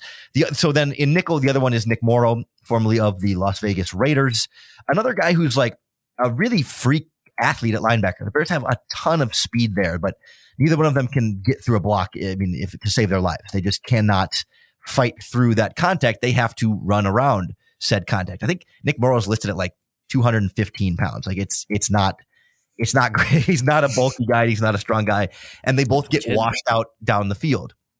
And so he's definitely been bad and has been the weak link of the linebacking core, and particularly in run defense, but hasn't been great in terms of dropping back in coverage either. They don't really blitz the linebackers very much all around. And so then the few times that they're in base, which they don't do a ton of base, they've done a little more this season than the Colts have done in the past under Eberflus, but I think in part that's because Eberflus had better linebackers at the time and just a better defense that he could get away with more nickel and still stop the run in the nickel. Is Matt Adams when healthy? He's been the best run defender of the three of them for sure. A little bit more physical, can fight through the blocks. Hasn't been asked to do a ton in coverage, but that's certainly not his forte. He's always been kind of a special teams guy in his career. If for some reason he can't go, which looks all clear to be able to go, it will be Joe Thomas, and he's a guy. He's a special teamer, and they haven't really let Sanborn, the undrafted free agent, play on defense yet. But I think a growing murmur of Bears fans would like to see him even take Nick Morrow's place if push comes to shove. Interesting. All right. So when you see that kind of matchup against the Vikings running game, I mean, the Vikings have not been very productive in the running game, but they still have, Dalvin Cook and a fairly decent group kind of behind him. Do you think that that's something that, the Vikings love? Because, I mean, the Bears are just awful at defending the run, but the Vikings have not been as good as you'd expect based on those names. Yeah, I'm a little torn on this because, I mean, you're right. It hasn't been certainly nothing the Bears have been able to consistently figure out, but I'm not like necessarily super confident in the Vikings all of a sudden dominating in that area. Like I think Dalvin Cook will have at least one of those runs where it's, a breakaway where it's not the 80-yard touchdown, but it's 24 yards and he gets free through the line of scrimmage a little bit too easily. But I don't think it's necessarily going to be like a breakout run over the Bears for 200 yards type of game either. Like I think he'll get his 4 yards a carry and he'll get, 80 to 100 yards, but it's not going to be like the thing that totally beats the Bears. I think it'll just be more of like Dalvin getting back on track. Cause I do think the Vikings can get some blockers to the second level. They can free him up to get 5 or 6 yards before the linebackers, the safeties, or whoever are able to kind of get up over the top and run around those blocks. But if they take too long to get the ball downfield in those running games, then that's when Roquan and some of those other guys can kind of knife through and get to the line of scrimmage and make sure that they're not getting those bigger gains.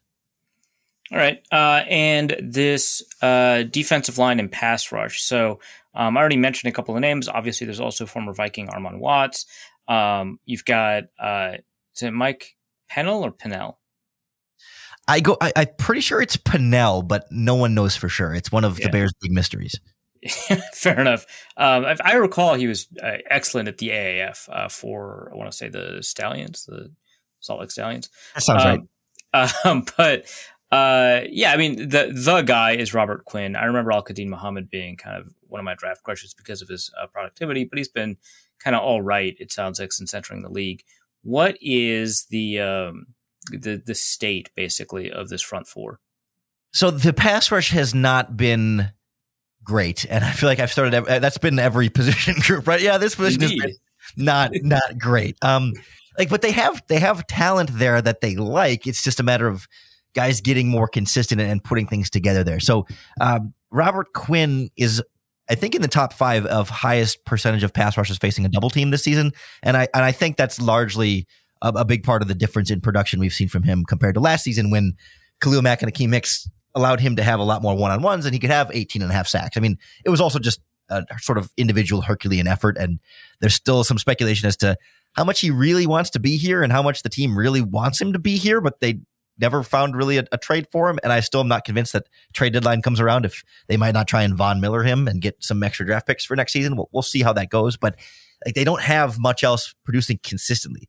They like Travis Gibson a lot. He's a 5th-round pick a couple of seasons ago who's playing like a starting caliber edge rusher for the most part.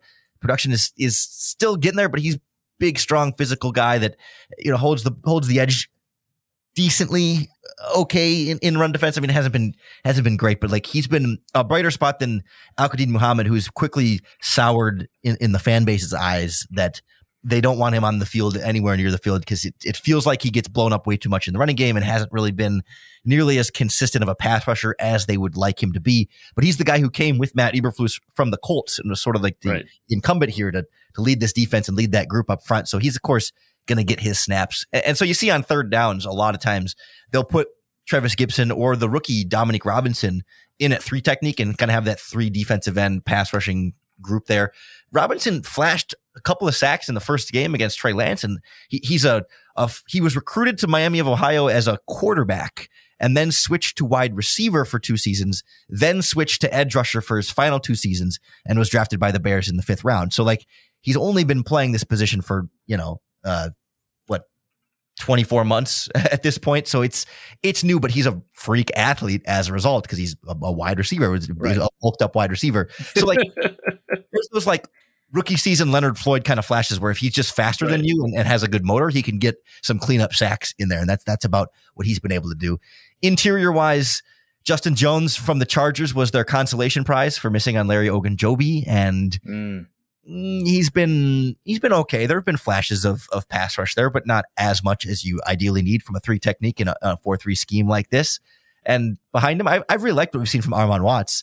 I'd like to see him get more playing time. I think he's been kind of just a high energy, high motor player that is really going all the way to the whistle on every single snap that we're not always seeing. And then there's a reason why their 2 nose tackles, Angelo Blackson and Mike Pennell, are the 2 lowest graded players on their defense by Pro Football Focus. They've been just nowhere near getting the job done on that interior there. You don't expect much pass rush from them, but you at least want them to hold up better in run defense, and they're fairly easily plowed over. And then those linemen get free to the second level, and then Roquan Smith and Nick Morrow get washed out because they can't get around the blocks. And it's like, you can't have the fast, athletic linebackers that can't get through blocks and weak, slow, crappy nose tackles that can't keep your linebackers free from getting the blocks. You can kind of have one or the other, but not both. So that was the super optimistic roster review of the Bears. Everyone I talk to is just like dead set pessimistic about this Bears team. I am too. This is not like a mystery to me. But Vegas only has the Vikings as 7-point favorites unless something has changed in the last couple of hours. And the Bears are, in fact, 2-2, right? Did I miss that? Are they 1-3? That's correct. 2-2. Yeah. So how to both of those questions? Then I have another follow-up question before we do game predictions. Yeah. So one of those wins is the monsoon in week 1 where no one could pass the ball and it was sloppy and wet and gross and just a weird one of those. Not only is it where week 1 games weird in general, but it didn't feel like there was a lot from that game that could be extrapolated forward, although the lack of play action defense has been a challenge throughout.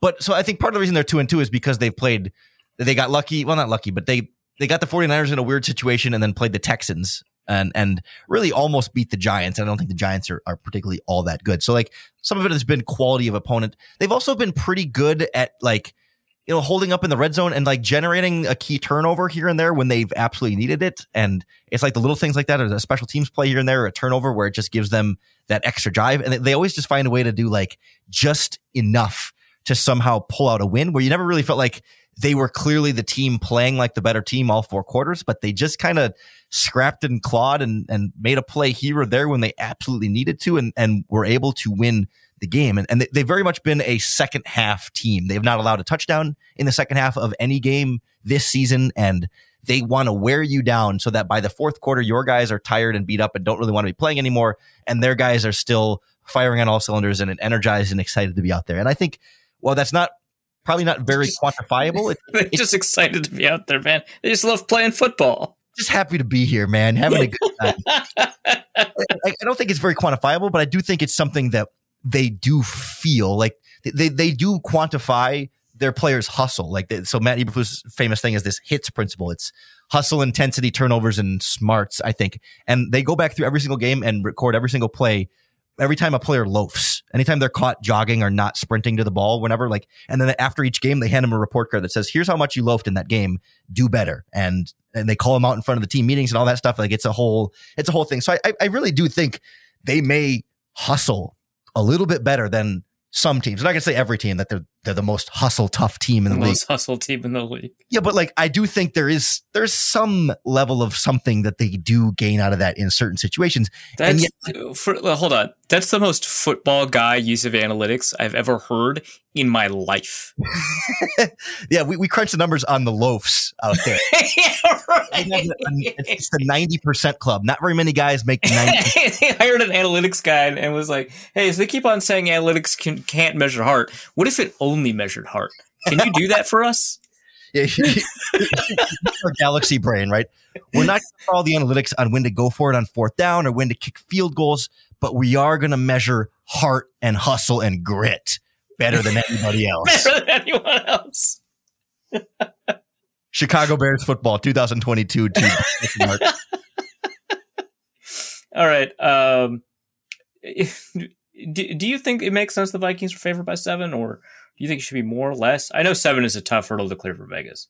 Yeah, I don't find myself feeling like, oh, that's a lot lower than I thought it might be. I was expecting maybe I would say no more than 10. I was thinking the 7 to 10 range felt good to me because I mean personally, the Vikings are 3-1, but they're it's a little bit of a flimsier 3-1 than some of the other 3-1 teams, right? Almost losing to Andy Dalton. I would say it's a flimsier 3-1 team than a traditional 3-1 team.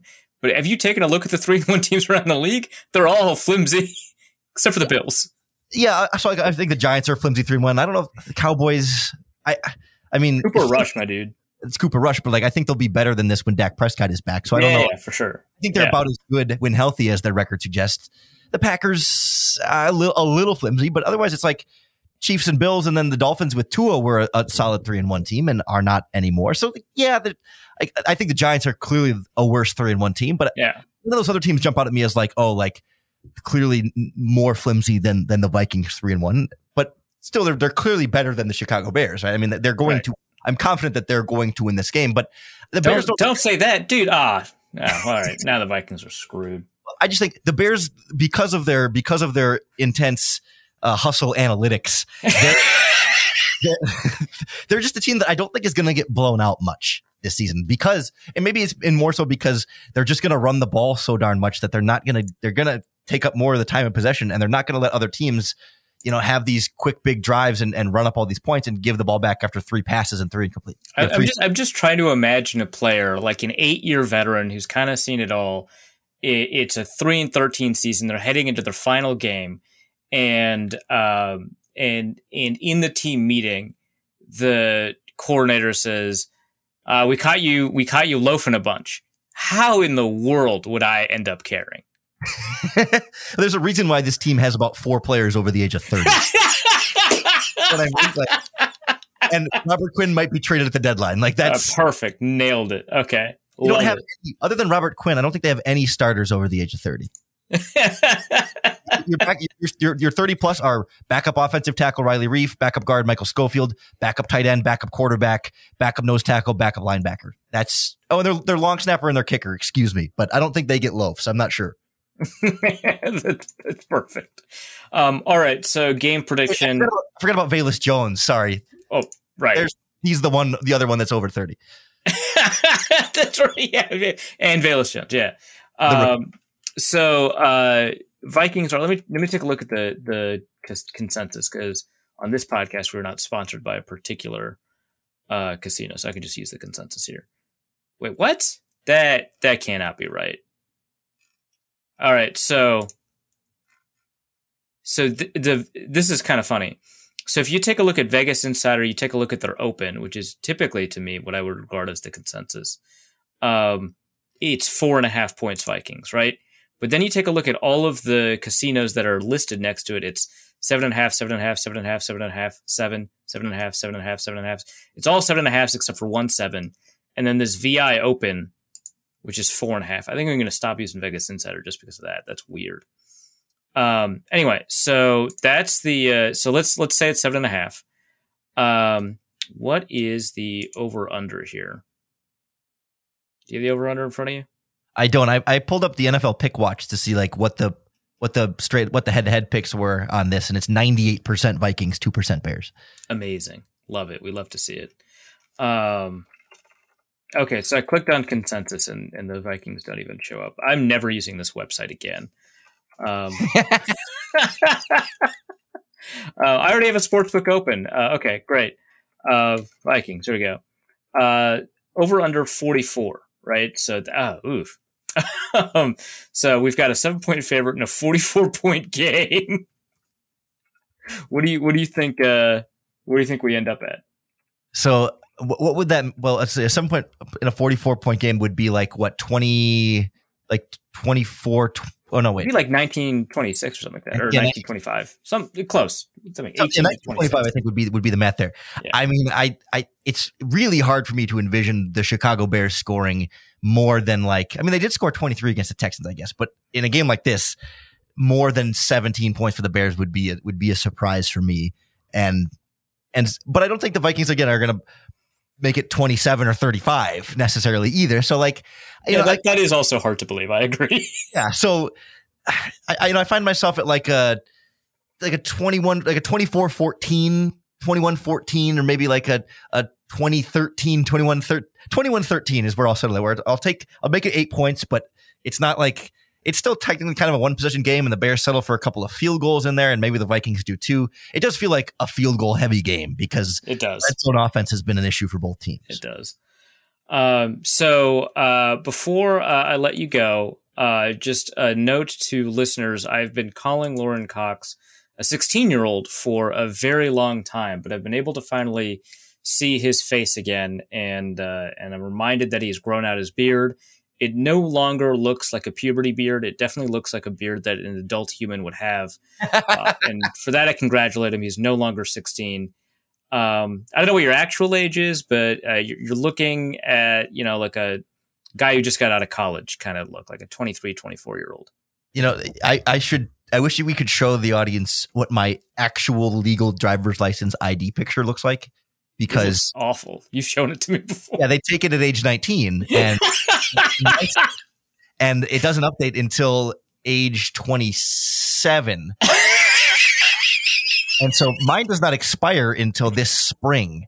And so I'm still currently using an ID in which it is the picture of my face when I was 19 years old, in which I look like I'm 14 years old. Number of bouncers, bartenders, and liquor store cashiers that have given me the strangest looks when I hand them that ID. I'm like, scan it. I dare you to scan it because it's legitimate. I spent so much money on this fake. There's no way you'll be able to catch me.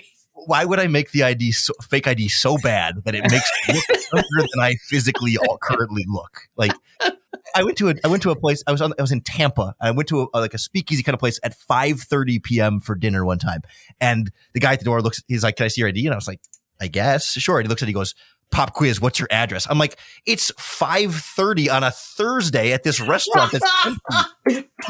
We can get a beer. Like, what are we doing? I was 25 years old. Like, I don't just get old, man. You know who that's never happened to? Arif Hassan. Yeah, you just have fun at airports. I know. Yeah, exactly. That's the downside. But when I was younger than 18, I would be sent into the gas station to buy cigarettes, and they would never card me. The first time I think I ever got carded in my life, I was like 23, and I was like, it's a strange time for this to happen, but here you go. Yeah, it's sort of the reverse. That's nice. You can feel young. Yeah. So hold on to your youth. You'll never get it back. Let on my beard. Don't shave. Don't shave. And where can people find you? Excellent transition there. Yeah. You can find my beautiful bearded face on Lock On Bears podcast. We're on YouTube and pretty much wherever you find your podcasts. On Twitter at Cox Sports One. It's like Fox Sports One, but with a C. Perfect. All right, I highly encourage you to check out his work. There are not a ton of Bears analysts, I guess, period, but also that are as smart as Lauren. I really shouldn't have set up that compliment that way, but that's where we are now. So check out Lauren's work if you want to learn more about the Bears. And I appreciate you for coming on, man. Thanks. Hey, anytime. All right, let's go to the mailbag. And the first question is from the Vikings burner account. They ask, if Kirk Cousins critiques his own decision-making after watching the tape, is he also a Kirk hater? Yes. And he should be dogpiled appropriately on Twitter for it. Yeah. Kenneth Allen asks, despite getting Hunter back and adding Smith, it feels like the Vikings haven't been doing a good job of generating sacks or meaningful pressure. Is that true? And if so, is it on the D-line or is it just facing great offensive lines?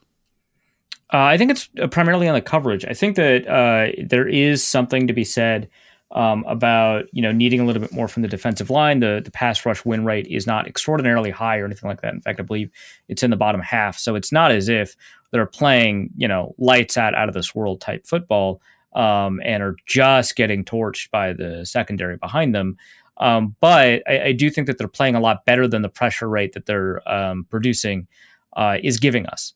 And because of that, I think that there's two ways to ask that. One is obviously opposing offensive lines.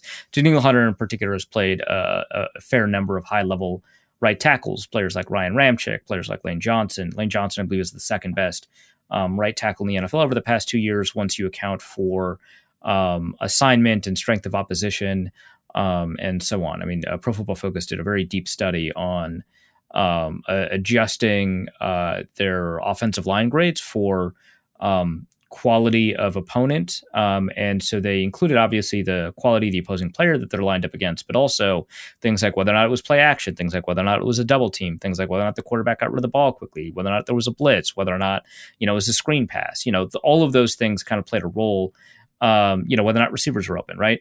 And Lane Johnson came out second, and Ryan Ramczyk also ended up grading pretty highly. And Penei Sewell is no slacker either. So having that slate of opponents also limits, somebody like Daniil Hunter. We did see Zadarius Smith get a little bit of pressure as a result of some double team attention that he got in the Saints game. So I think that all plays a role. But also, I just if you're playing a style of coverage that does allow some quick underneath passes, especially what we saw 2 weeks ago, not just the Saints game. The quarterbacks can get rid of the ball quickly, and so the pressure is not going to arrive. You could get better performances from, especially the backup players, like James Lynch, Patrick Jones, and DJ Wanham. Actually, Wanham seems to be playing all right, but you could get better performances from there and improve the overall pressure rate. I'm sure that the pressure rate of the starting four is okay, but it's probably not great, but I'm sure it's okay. But that backup group is really suffering. So I think that all plays a role there. Also from Kenneth Allen, he asks, how is the ghost of Zimmer calling runs on second and long? Or more seriously, what was the rate of second and long runs under Zimmer, and has O'Connell matched it? So I've got a really cool tool. So if you go to rbsdm.com, so RBs don't matter, already referenced once in the Lauren Cox interview, so it's something that both of us are very familiar with. You can take a look at run frequency and pass frequency in different down and distances.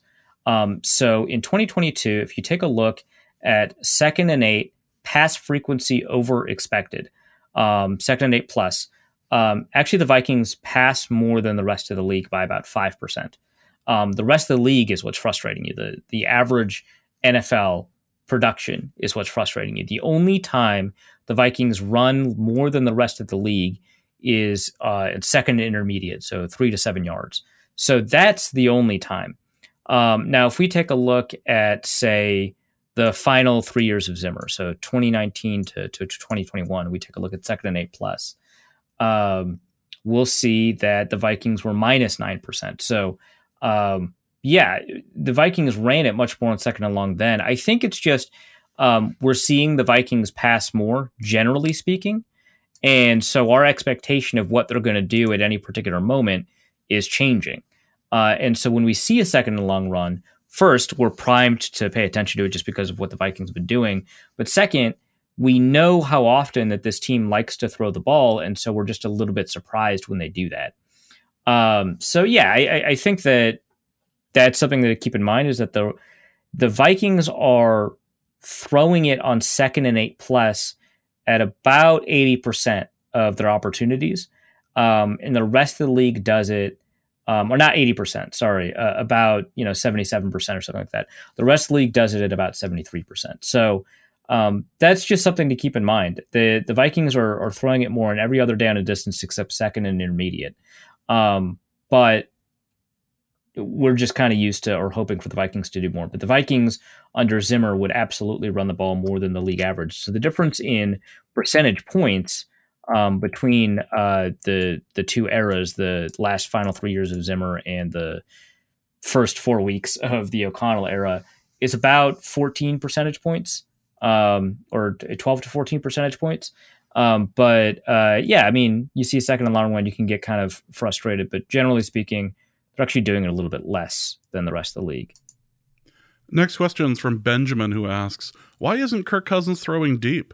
My subjective experience has been that Cousins is not throwing deep as much as I remember, and skimming through some passing stats on Pro Football Reference, it looks like his yards per attempt, adjusted yards, etc., are the lowest they've been since 2018 or prior. Is this just the play calling? Are teams just blanketing Jefferson and Cousins thinks he has no one else to throw to? Or is Cousins just not taking the shots that are out there? Your intuition on this is correct. One thing that I do want to point out, however, is that the frequency with which one throws deep only has a very loose correlation to their yards per attempt, adjusted yards per attempt, etc. If you're a very bad deep thrower and you throw it deep a lot, your yards per attempt will be pretty low. And a really good example this year is Mitchell Trubisky, whose average depth of target is the 4th highest in the league, or was. I guess he's not going to be playing very much anymore. But the only people throwing deeper than him were Jameis Winston, Marcus Mariota, and, this is wild, Mac Jones. Now, the yards per attempt of all of those players is below 8.2 yards per attempt. We already have players in the NFL with higher yards per attempt. Jalen Hurts, Tua Tagovailoa, Lamar Jackson. All of them have higher yards per attempt, but they're not throwing it as deep as those 4 players are. The deep percentage or number of throws over 20 yards, or the percentage of throws over 20 yards, Mitchell Trubisky is 2nd in the NFL. And again, his yards per attempt is one of the lowest in the NFL. So I just want to get that out of the way. But your intuition is correct. The percentage of deep throws and the average depth of target for Cousins is quite low. In fact, in depth of target, he's only throwing it 7 yards on average downfield. That's 28th of 33 quarterbacks. So it is very Sam Bradford-ish, right? Very, very Teddy Bridgewater-ish. It's not something that we're used to seeing from him. His rate of deep throws is also, it's 32nd of 34 in the NFL. The qualifying numbers are a little bit different for both. Now, if we just looked at last year alone, Cousins has had a bit of a reputation for throwing it short, and it's an unfair reputation. He's done kind of a lot more in terms of how deep he's willing to throw the ball. But if we took a last year, his depth of target was 8.5. That's 9th in the league, just behind Josh Allen and Matthew Stafford, right? So his depth of target was relatively deep last year, and the percentage of throws that were deep, here we go, ranked 12th, 12.7%. Just behind Aaron Rodgers, just ahead of Josh Allen, right? And so, Cousins was a somewhat frequent deep thrower. It's just, this year he hasn't been doing it. I think one reason why has to do with the amount of play action we're seeing. I do not know why the play action wizard has decided not to have Cousins throw under play action all that often. Now, remember last year, 4 weeks into the season, I was complaining about the lack of play action from Kirk Cousins and the offensive coordinator. He ended up 17th in the league with a 26% play action rate. But after those 4 weeks, it was like 30 plus percent. So they kicked it into gear and had him do play action a little bit more often. Now, in the first couple of games, Cousins wasn't throwing play action very often. It was only the last couple of games that we ended up seeing a fair amount of play action from him. And so now his numbers are a little bit up. But those first 2 games, his play action rate was something like 12%. So that's playing a role, is that a lot of times his deep throws were coming off of play action.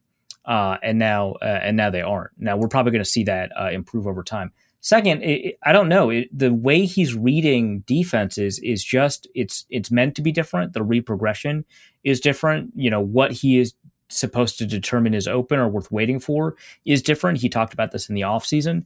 And, how he moves through his progressions is changing.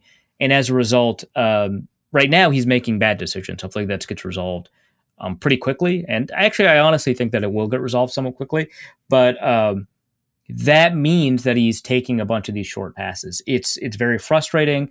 I don't have all the answers for you, but I am pretty confident it's not the route depth, which the receivers are running routes at a variety of depths, many of which are deep. And it's not whether or not those receivers are open, because very often they are.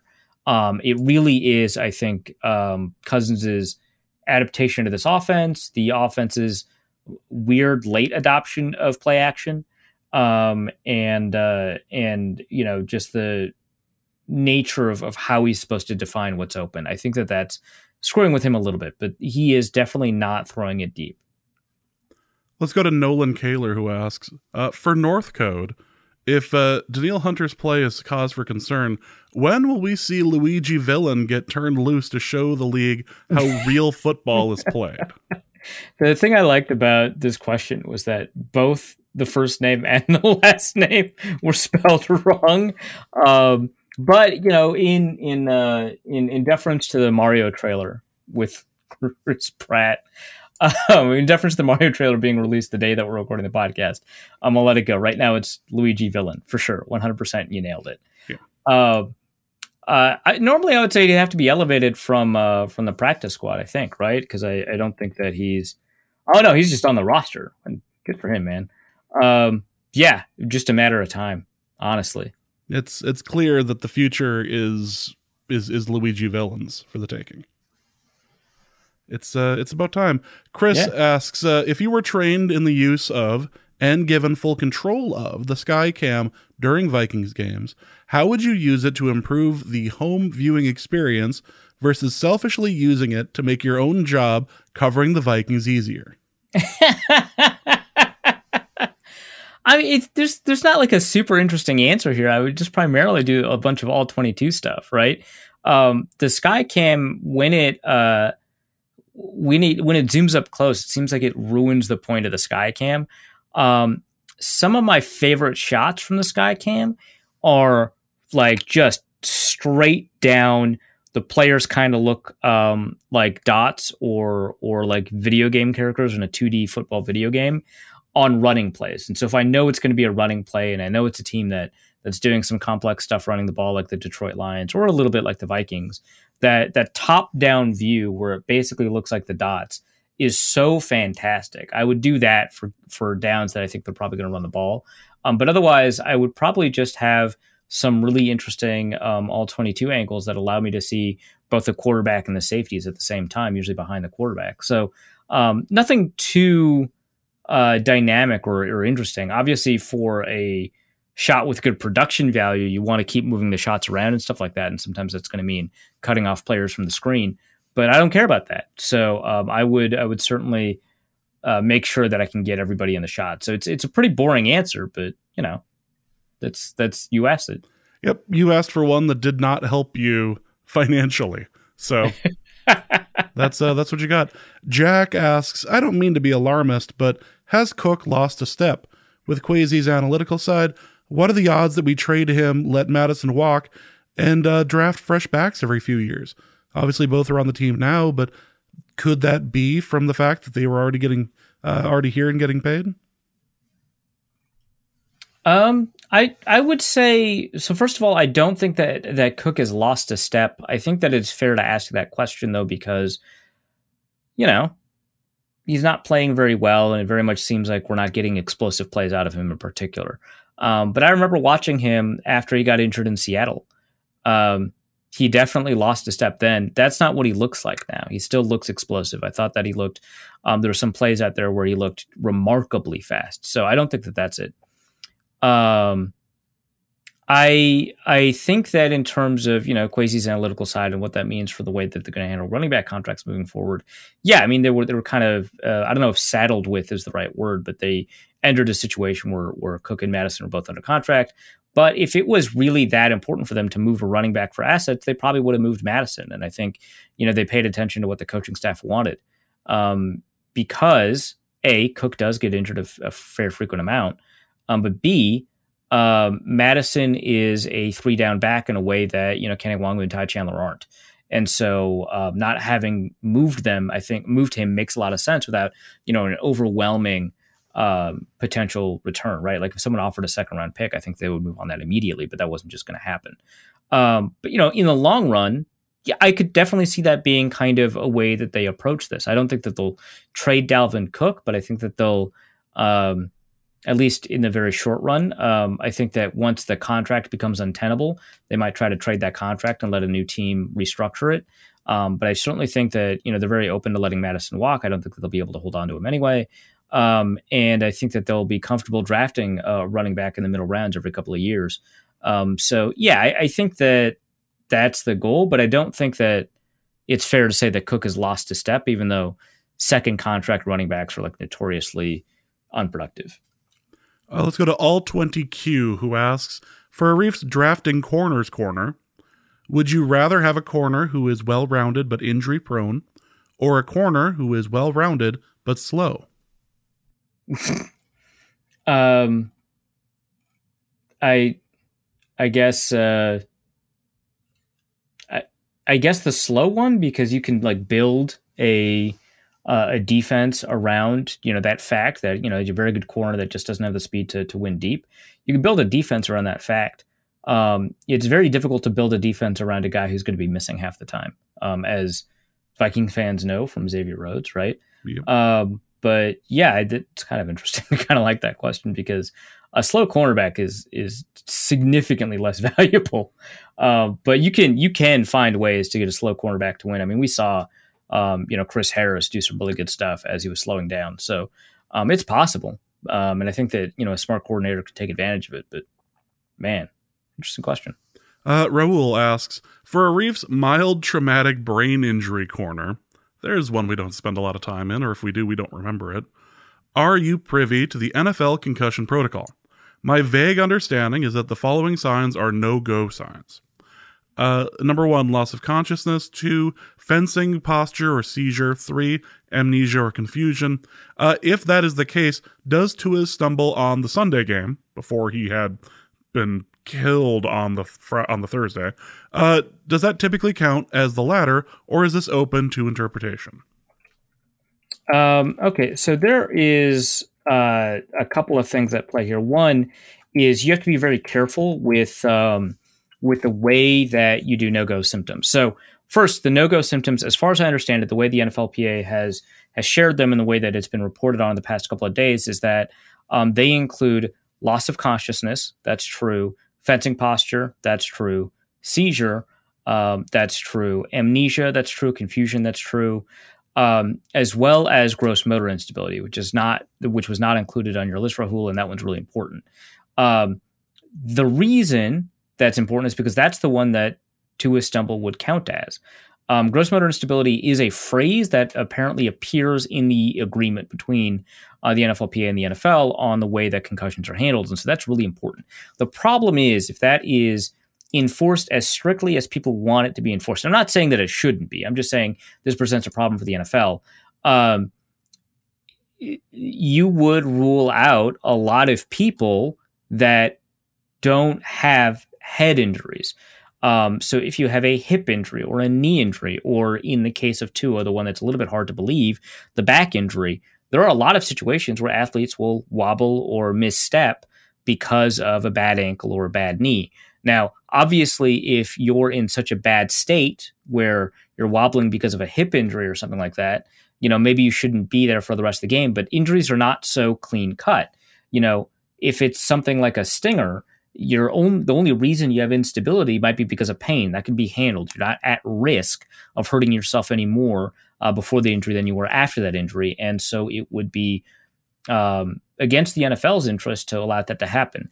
So then you would have to ask, um, for gross motor instability that appears to be a product of neurological disrepair. Well, that one's tough too, because it's really difficult to distinguish between somebody whose knee isn't working very well and somebody whose brain won't send the right messages to the muscles around the knee to make them work very well. There's, in fact, an instance outlined in this article I'll share in the show notes of Julian Edelman, who took a hard hit in the Super Bowl, took a concussion test, and returned. He would have been removed from the game because he stumbled after the hit. It turns out he had suffered a hip injury. Would it have been good to keep him out of the game? I don't know, maybe, right? It's the Super Bowl, so that one's a pretty difficult one. But if you determine, if it's a good faith determination that somebody doesn't have any neurological symptoms, then there's a reasonable probability that they may not have a concussion. Another thing I want to add is, and I think the NFLPA's messaging on this is not remarkably clear, although I haven't been paying the most attention to it, so maybe they did say this. But they are attempting to make the argument that the absence of additional neurological symptoms does not mitigate the existence of already known neurological symptoms that include that instability. And you can't test for a concussion. You can just isolate some symptoms in the middle of a game. And the absence of those symptoms does not mean that there is no concussion. And so you cannot prove that someone doesn't have a concussion, at least in the context of the game, or at least in the context of the during game tests, I should say. And so to clear somebody after they demonstrate a no-go symptom because they don't demonstrate other neurological symptoms is really difficult from the NFLPA's perspective to allow, and also is just kind of a thorny medical issue to deal with. Now, the NFLPA determined that Tua Tagovailoa was not treated properly by the team, or not team, the non-team affiliated, NFL affiliated specialist, neurologist who is supposed to be doing this part of the diagnosis process. Presumably, I don't know this for a fact, presumably they had consulted with other neurologists before deciding to let him go. And so the process here is that either the NFLPA or the NFL can fire somebody whose position it is to determine, whether or not somebody had a concussion. And hopefully they went through that person's process, identified a flaw in that process as a result of their of assistance with other neurologists. If not, that creates, I think a huge problem. But that creates a whole host of issues. Now, some of the sideline tests that occur include stuff like asking what are called the Maddox questions. And so on the sideline, after they do some other neurological tests, I'm sure, like, shining a light in somebody's eyes, seeing if they're asking if their vision is blurry and stuff like that. They will ask them questions like, what stadium are we at? What quarter is it? Who scored last? Who did you play last week? Did you win last week? Those kinds of questions, right? There is some level of veracity to this test, but the problem is, from my understanding, and correct me if I'm wrong, if anybody has specialty in this sort of thing, and I know some of our listeners do. My understanding is that if you are aware of the test, you can game it or prepare for it in a way. So that becomes its own set of issues. So yeah, this is a really difficult issue to handle. I do think the Bengals handled it incorrectly, or not the Bengals, the Dolphins handled it incorrectly, right? Like, I don't want to say that because it's complicated, the Dolphins were correct here. But it is very difficult for me to say that with a lot of confidence, right? And so, because of that, it's tough to say that, any major changes will improve player health unless you decide to kind of step into the thorny issue of ruling gross motor instability at large as being, a big problem. There are going to be changes to the protocol coming in a little bit. It hasn't been approved yet, as far as I know. But there are discussions with the NFLPA's doctor and the NFL's doctor, Dr. Alan Sills, and Dr. Mackie White, I want to say. Or not Dr. Mackie White, the Mackie White Health and Safety Committee. And I don't know what those changes are, but they're obviously in response to what's happening with Tagovailoa. They might be more stringent upon what counts as a no-go symptom. They might be more stringent upon, what concussion protocols are. They might just ask for enforcement of the current policy. I don't know. But the NFLPA believes that there was a loophole that allowed Tagovailoa to return. They want to rule out any subjectivity about the cause of instability. They want to simply just rule out those players. I don't know how often this happens, that a player demonstrates motor instability and does not have a neurological condition behind it. If it's very rare, it might just be worth it. Like, oh no, you missed out on Julian Edelman in the Super Bowl. That's a huge shame, but it's worth it for player health. Yeah. So those were open to interpretation in a way that the NFLPA thinks should not have been open to interpretation. I'll link some resources about this question. Next question is going to be from Cody, who asks, with scene surgeries happening in London, I was wondering about how that would work with the NFL's insurance policy. Do you have any knowledge into how the NFL's insurance policy works when a player needs to go into emergency surgery in a foreign country? Does it complicate anything? So I was going to glibly answer, it wouldn't really change much because they'd be covered. Most places with some form of socialized healthcare do not check for things like citizenship. You don't need to buy external insurance to go there. You're just covered if you go there. But that's actually not relevant to this question now. So if a player had been injured and gone to an NHS covered hospital, they wouldn't have had to worry about their own insurance. But instead, the Vikings took Lewis Seen to the Cleveland Clinic in London. The Cleveland Clinic in London is in the Belgravia neighborhood overseeing Buckingham Palace. It is Cadillac healthcare, and it has been described as kind of the premier institution for the gamble that a lot of healthcare companies worldwide, this one's owned by the United States, by a United States company, are making on the likelihood of additional private healthcare coming to the United Kingdom. Now, if you're not paying attention, there's a big debate about whether or not they should continue to privatize or further privatize the NHS, which is their national healthcare system, and move from a more public model of healthcare to a private model of healthcare. Some would even argue, not that we get political in this show, but some would even argue that budget cuts and other restrictions on NHS insurance were designed in a way to develop public sentiment against public healthcare to make it look more inefficient than it really is by cutting their funding and moving people to private healthcare. Who's to say? I don't know. Either way, the Cleveland Clinic is an example of a privately run clinic that is meant to have state-of-the-art healthcare. It might be the best facility in the United Kingdom, if not in greater Europe, for the specific injury that Lewis Seen suffered. And so in that case, they would need some level of insurance. Now, your insurance and my insurance, well, I guess I don't know about your insurance or even if you're insured, but my insurance would not cover, that is an out-of-network hospital. It is not covered.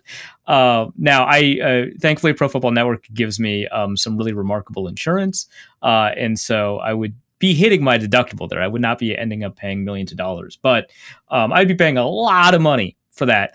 The NFL is so remarkably diligent.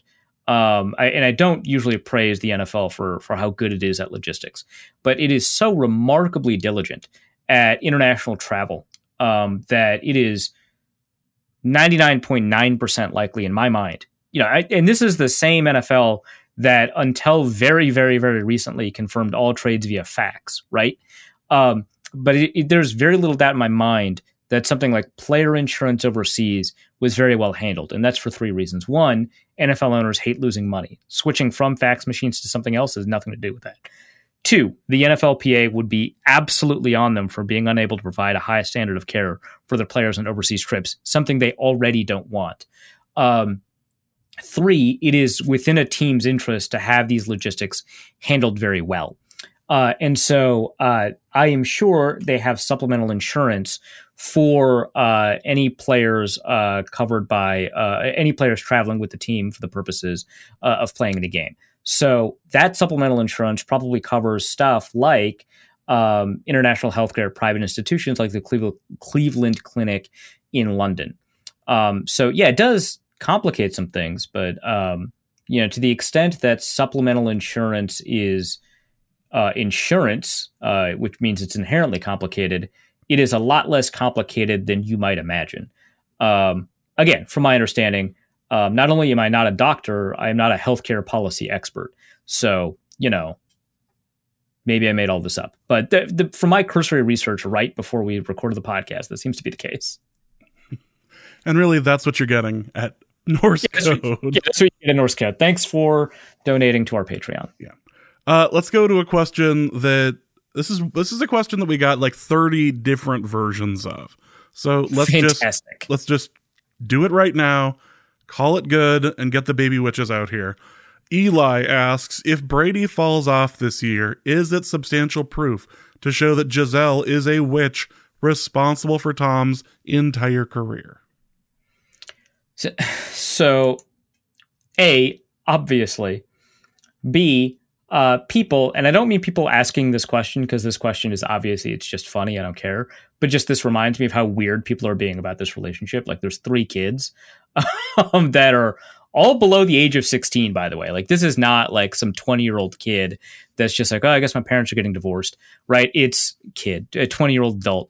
No, it's like a 15-year-old, right? That's dealing, or a 9-year-old that's dealing with the very public discussion of their parents' divorce. It's quite weird.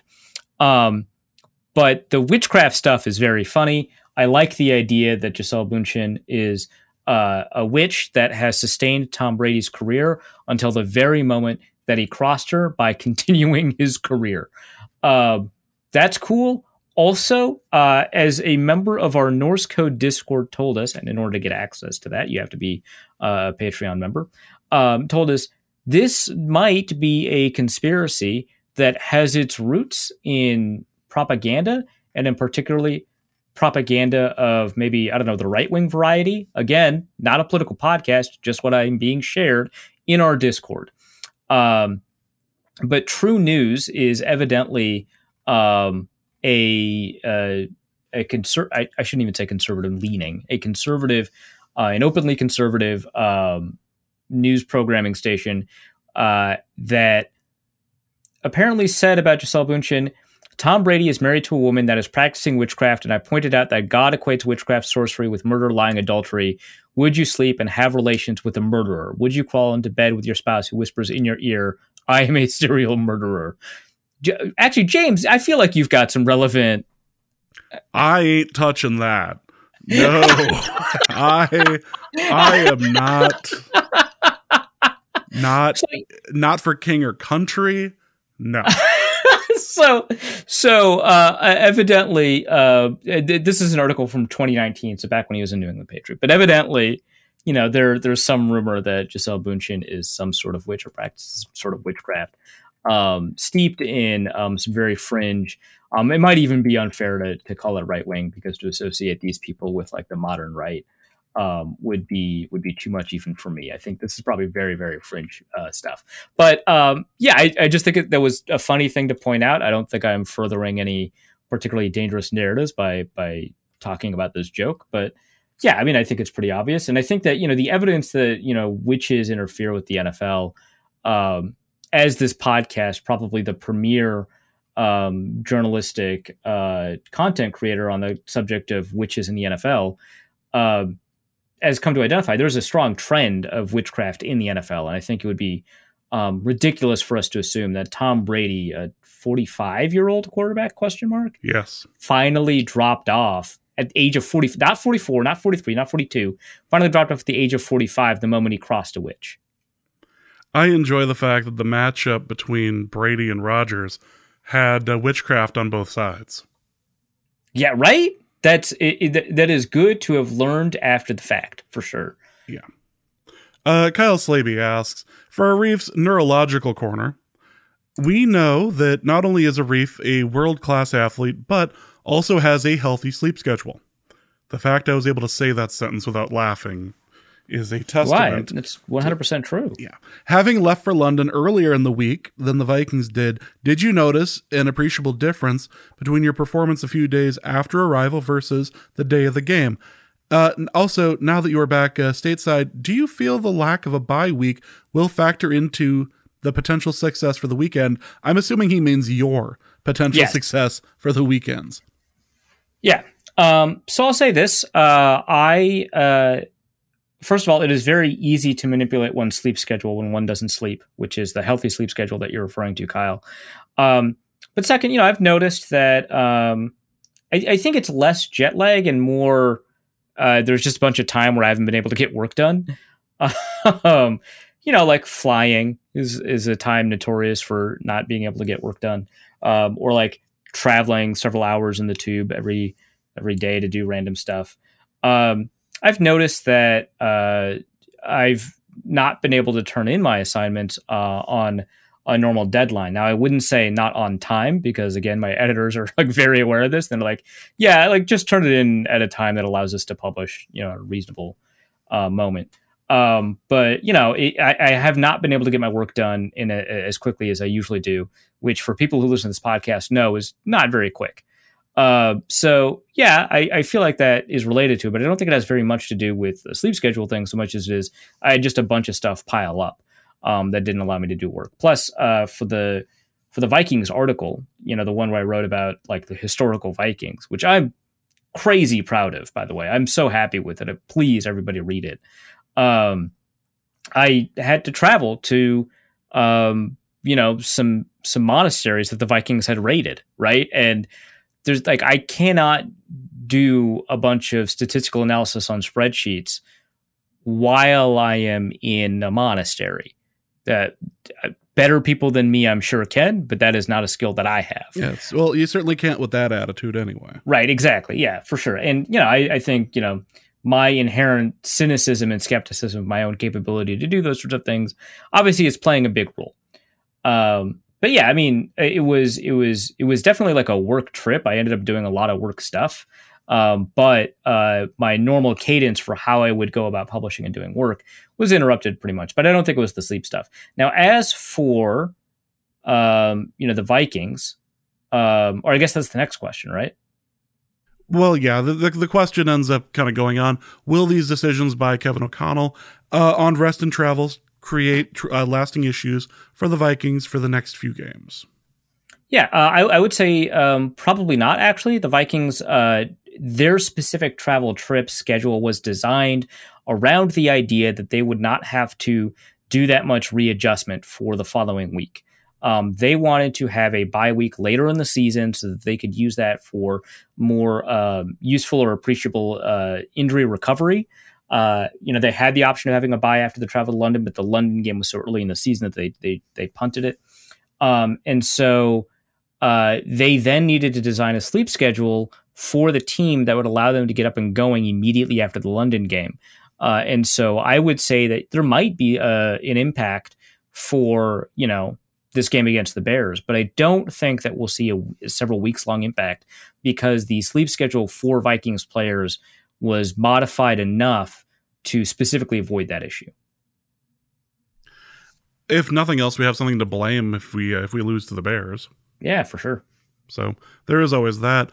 Also from Kyle Slaby, if I had information that would implicate a certain rival podcast host in sabotaging James's trip plans, who should I contact?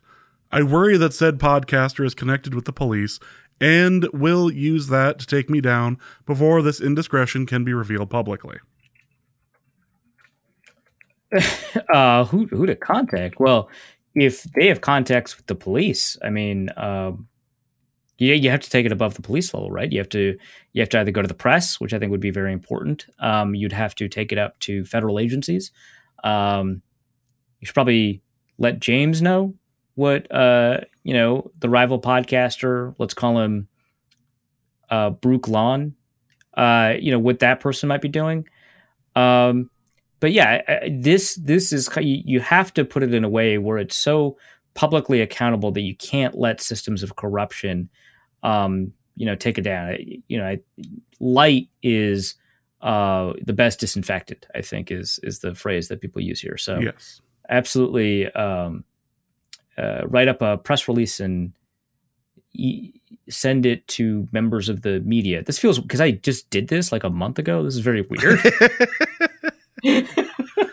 Let's go to Stanthony Edwards, who asks, for a Reef's beekeeping corner, I have a bird feeder with delicious nectar that has brought in beautiful hummingbirds to my newly built home. It was egregiously conquered by hundreds of Genghis Khan hybrid bees. How can I ever rebuild hummingbird trust? Okay. So this like has to be like kind of racist, or like I get the joke, right? Like that's like, but the joke is that this is kind of racist, right? Like that this was so well written, this tweet, because I was like, oh, this reads like a Trump tweet. But then I was like, okay, but somebody would call a breed of bees Genghis Khan bees, right? Like that would happen. Yeah, somebody would put that as somebody would definitely put that as a race in one of the forums. Breed. And and so I looked up Genghis Khan bees because of this stupid tweet. and no, this was all satire, excellent satire, by the way. I refuse to entertain this Trumpist interpretation of beekeeping. I don't believe this happened. I think that the bees and the hummingbirds can coexist in your bird feeders, but also like plant some flowers for the bees to go to, right? Because bees will attempt to create the most efficient path for them between them and the hive. It's not about which nectar is tastier; it's what the most efficient path is. Now, the flowers should actually probably not be right next to the hive. I believe we discussed this in an episode a couple of weeks ago, because why else would I know this if we didn't talk about it in an episode? But there should be a path of flowers a reasonable distance from the hive before they get to the nectar. So that is going to be what protects your hummingbird feeder that I don't think exists. Oh boy. James's residual Cockney accent asks, what the hell am I supposed to do with my awesome Twitter handle now? That's a good question. Also, for a Reef's James Torture Corner, best food you had in London? So British food, notoriously bad. I had been to London previously, obviously, for the last Vikings game, and had my fill of really bad British food, whether it was the less interesting versions of fish and chips. I've had some good fish and chips. I'm not saying it's bad, but a lot of British fish and chips is. I've had some pretty bad Indian food. I've also had good Indian food there. I've had jellied eel, right? I think we talked about that a couple of years ago when we did this episode. So I've had a lot of bad British food, and I tried to avoid that this time. I couldn't. The worst was probably actually their McDonald's, which surprised me because I had food there that was worse than American McDonald's, so I didn't expect the McDonald's. And the only reason I went is because it was like 3 a.m., right? I needed something to eat, and it was one of the only places open. But I ordered a quarter pounder, which they did call a quarter pounder because they do have pounds, not just because life is not Pulp Fiction, right? I wonder if because is that correct? I think in France it is called a Royale with cheese. I'm going to look that up right now. But in the UK, they do have a unit of weight measurement called pounds, right? So they do have a quarter pounder. I ordered that. There's not just Royale with cheese. What the quarter pounder is called elsewhere in the world. Okay, this is fun that they have this. Metric system messes up the moniker. I know. Just give me France. And it was awful. It was dry. Like the quarter pounders in the United States. I used to get the chicken sandwiches all the time at McDonald's. Now I get quarter pounders. So I prefer them. I like them, but they are extremely greasy. right? And I expected it to be less greasy in the UK just because of just the way that Europeans eat food. It's just like American food just is like the greasiest. And it's not called a Royale with cheese; it's called a McRoyale, and you don't need to specify with cheese. Okay, good to know. Yeah, it's close enough. Actually, for Quentin Tarantino is not particularly concerned about accuracy, so that's actually pretty close for him. Um, But this was so dry. The burger to bun ratio was off. The bun was tiny, and the beef patty was so dry. It was just like a little bit of fat. So that was the worst thing. But you asked what the best thing was. I went to a restaurant called Mother's Mash, which I can't tell if it's a chain there. I can probably just Google it now, or a really well done mom and pop shop. It would surprise me if it was a mom and pop shop. But I went to a place called Mother Mash. And the meat pies there were divided. Like I almost had tears when I had it. It was so good. I was also tired. They have 2 locations. I wouldn't call it a chain. It was so good. I had the steak and porterhouse ale pie, and it was like a perfect pot roast inside a pie. Like just like the unctuousness of like a really slow roasted, like the collagen broke down into gelatin. The flavors were like, it was actually well seasoned. They put it on top of a mashed potato type of your choosing. I chose Champ, which is an Irish preparation, which includes a lot of green onion in it. And I had the traditional gravy on top. They have a bunch of different pies, a bunch of different mash, and a bunch of different gravies. And it was so incredible. Like that was the best food, which that cost a decent amount. I want to say for me it was about $20 after conversion to the British pound, but it wasn't expensive. It was pretty good. I did end up going to Savoy Grill, Gordon Ramsay's restaurant. It was very good, but it did not beat this $20 pie.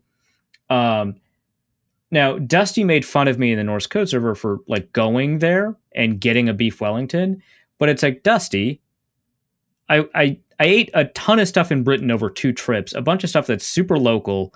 I'm going to do some tourist stuff from time to time, and it's just fun to say that you did a thing. I'm sorry we don't all own restaurants, Dusty. But I can tell you that he doesn't own the restaurant that he's at, but I don't care. But I didn't even go to Savoy Grill with the specific intent of having the beef Wellington, although obviously I wasn't upset that that's what ended up happening. I went there to get the tasting menu. So, hey, Gordon Ramsay, whatever cook that you select, or I should say chef, whatever chef you selected to actually cook this food, give me their best stuff. And so I had it. It was extremely good. I would not pay $180 for it, which is what I did. But which, Pro Football Network is not paying me back for that one, which fair enough. But it was very good. I'm really glad I had it. It was really delicious, a great experience. I'm going to remember it for a long time. I believe that restaurant does not have a Michelin star, and fine, good. I went to a Michelin star restaurant last time I was in London. That one deserved it. I think it's called St. John's. Incredible bone marrow. At the time, it had 1 Michelin star. Now it has 2. So I got in before it was cool. I don't know. It already had a Michelin star. But the bone marrow was just phenomenal. It's the best thing I've had in either trip to London. So I'll say that.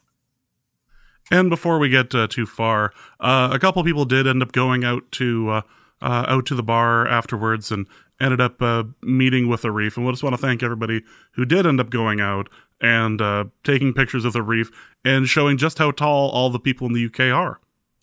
Yeah, so many tall people. I mean, there are 2 people that are actually from the United States that also took a picture, and they must have been 7'1", 7'3", because they were a little bit taller than me, right? And so, a lot of really, I mean, but when you think about it, though, right? Like especially in North Dakota, but in northern parts of Minnesota, a lot of those people are Scandinavian or German, so it's a very tall group of people that just populate that part of the country.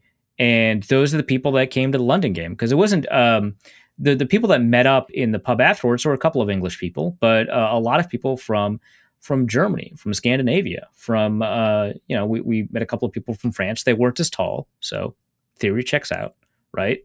And a couple of people from Iowa, I guess. So let's get to one of our last questions. Damian Barrett asks, which embezzled more money, Favre's welfare fraud or James's fund my London trip scheme? I got tricked so bad I even went to London. Yeah, that's it was almost the perfect crime, but Damian picked it up. I like how Damian afterwards was like, so or like the day, like I think I had COVID at that moment, and he had messaged, so are we actually doing the meetup in New York? Because originally when I was looking at tickets, I was looking at a like 12-hour layover in New York City. And I had joked on the Norse Code Discord server that we were going to have a New York meetup at the Times Square Olive Garden. Because when you're there, you're family. That's right, right. So we were going to do that. And apparently I just never told him we weren't doing that. So he was like, just curious, is this actually a thing? Or no, I would have planned slightly better than that. But that's still on the list of things that need to happen now. Don from Ohio asks, is this the worst 3-1 Vikings team ever? I can think of some Denny Green teams with similar records prior to 1998 that felt like they were not as good as their record. So I looked at a couple of 3-1 teams specifically to see kind of, who the worst 3-1 team was. I'm eliminating all of the 1968 to 1976 teams from the 3-1 consideration, which actually includes a lot of them because it turns out if you're good, you end up winning games. Also, obviously, the 2004 team was pretty good. Up until a point, right? Famously. You have like what the 1988 team, the 1986 team, 1992, 85, 83, and 2012, which that one made the playoffs. So, I guess no harm, no foul. And the only one that in aggregate did not do a remarkable job in those 3-1 games was the 1983 team. But they actually did reasonably well in those 3 wins, which happened to be against, I looked it up, it was the Buccaneers, the Browns, and the Lions. And I was like, oh, wow, well, those teams must have been awful, right? Because they're the Buccaneers, the Browns, and the Lions. Well, the Buccaneers team was awful. It was a 2-14 team. But the Browns and the Lions were both 500 teams, or nearly 500 teams, like 9-8, or not 9-8. Like one was a 9-win team, and one was an 8-win team, or something like that. So, it wasn't necessarily a bad team or anything like that. They just got boat raced by the 1983 San Francisco 49ers, which you might recall was a pretty good team. So it couldn't have been the 1983 team, which also happened to be a Bud Grant team. Later, I ended up looking at that record. That team ended up finishing 8-8, which means that after 3-1, they went 5-7. Not a remarkable record, but not too bad. So this probably is the worst, quote unquote worst. I guess we don't know how the Vikings are going to do from here on out, but it didn't look like they got absolutely demolished, right? In a lot of these other 3-1 scenarios. So I can't think of actually a team that strikes me as having kind of a worse prognosis. The 1992 team ended up, going the wild card round and losing. So you don't want to include that. You got 86 and 85. Those teams ended up going 9-7 and 7-9. So, maybe the 85 team. But yeah, in those games, they actually performed pretty well. So it's not as if, there was some kind of trick afoot, right? The 1988 team ended up going to the playoffs, losing in the divisional round. This might be actually it. This might be the least impressive 3-1 team. I sent a message to, I tweeted anyway, to Luke about this, and was just curious on your take. As far as fraudulent 3-1 powerhouse teams, which one do you feel is more fraudulent? Minnesota Vikings right now or Green Bay Packers? Oh, like right. Oh, I guess in terms of if you watched only those 4 games, and actually Lauren and I talked about this a tiny bit.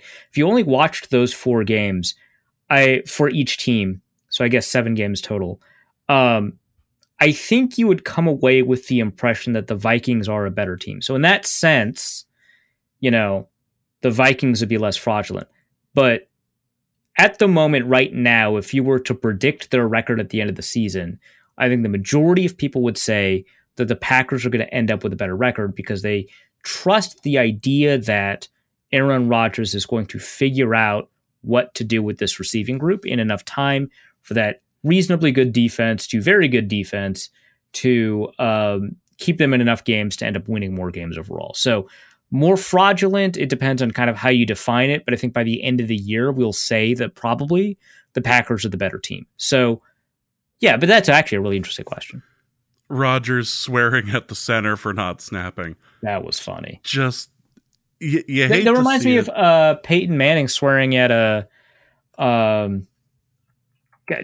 What was his name again? I remember having him in fantasy too. Donald Brown. When Donald missed an assignment in pass protection. Yep. Darn shame. Let's end with Don from Ohio's marriage, because this is always good fodder. Sure. The wife and I started to play pickleball as a form of exercise. She seemed amused by me running around the court and going after the ball. Karma bit her on the ass when she tweaked her knee and was out of work for 4 days. My question for you guys, was it out of line for me to tell her to get her own meds, food, drink when she was injured? I feel like she got what she deserved and she can learn from this experience. Okay, so he's clearly leading into the bit that he's an awful husband. There's no way this happened. He's just tweeting the worst possible interpretations of his marriage at this point. And I appreciate that. Content is king. Yeah. No, Don. I would not even argue that the third sentence in this tweet thread is true. It is not karmic for her to injure herself for 4 days because it's funny that you ran around the court for a little bit. So there's that. But also, no, man, she's injured. Get her food and medicine and the drinks that she like. This is wild behavior. I hope you never see your jacket again. It all goes back to the jacket. It all goes back to the jacket. Shouldn't have lost the jacket. All right, that's the end of this episode of Norse Code. Hope you guys enjoyed it. Arif, you have a lot of great pieces to plug. But before you do, I want to mention that the Vikings Saints one really is something you should go out of your way to read. It is phenomenal. I at least 3 times I said aloud, "Wow." and not only because of the gigantic leaps of logic. So, Arif, what do you have to plug? Yeah, so obviously that one. I'm doing weekly quarterback rankings. I'm putting quarterbacks into tiers. They are not ranked within tiers, but it's fun enough to do that and make people mad.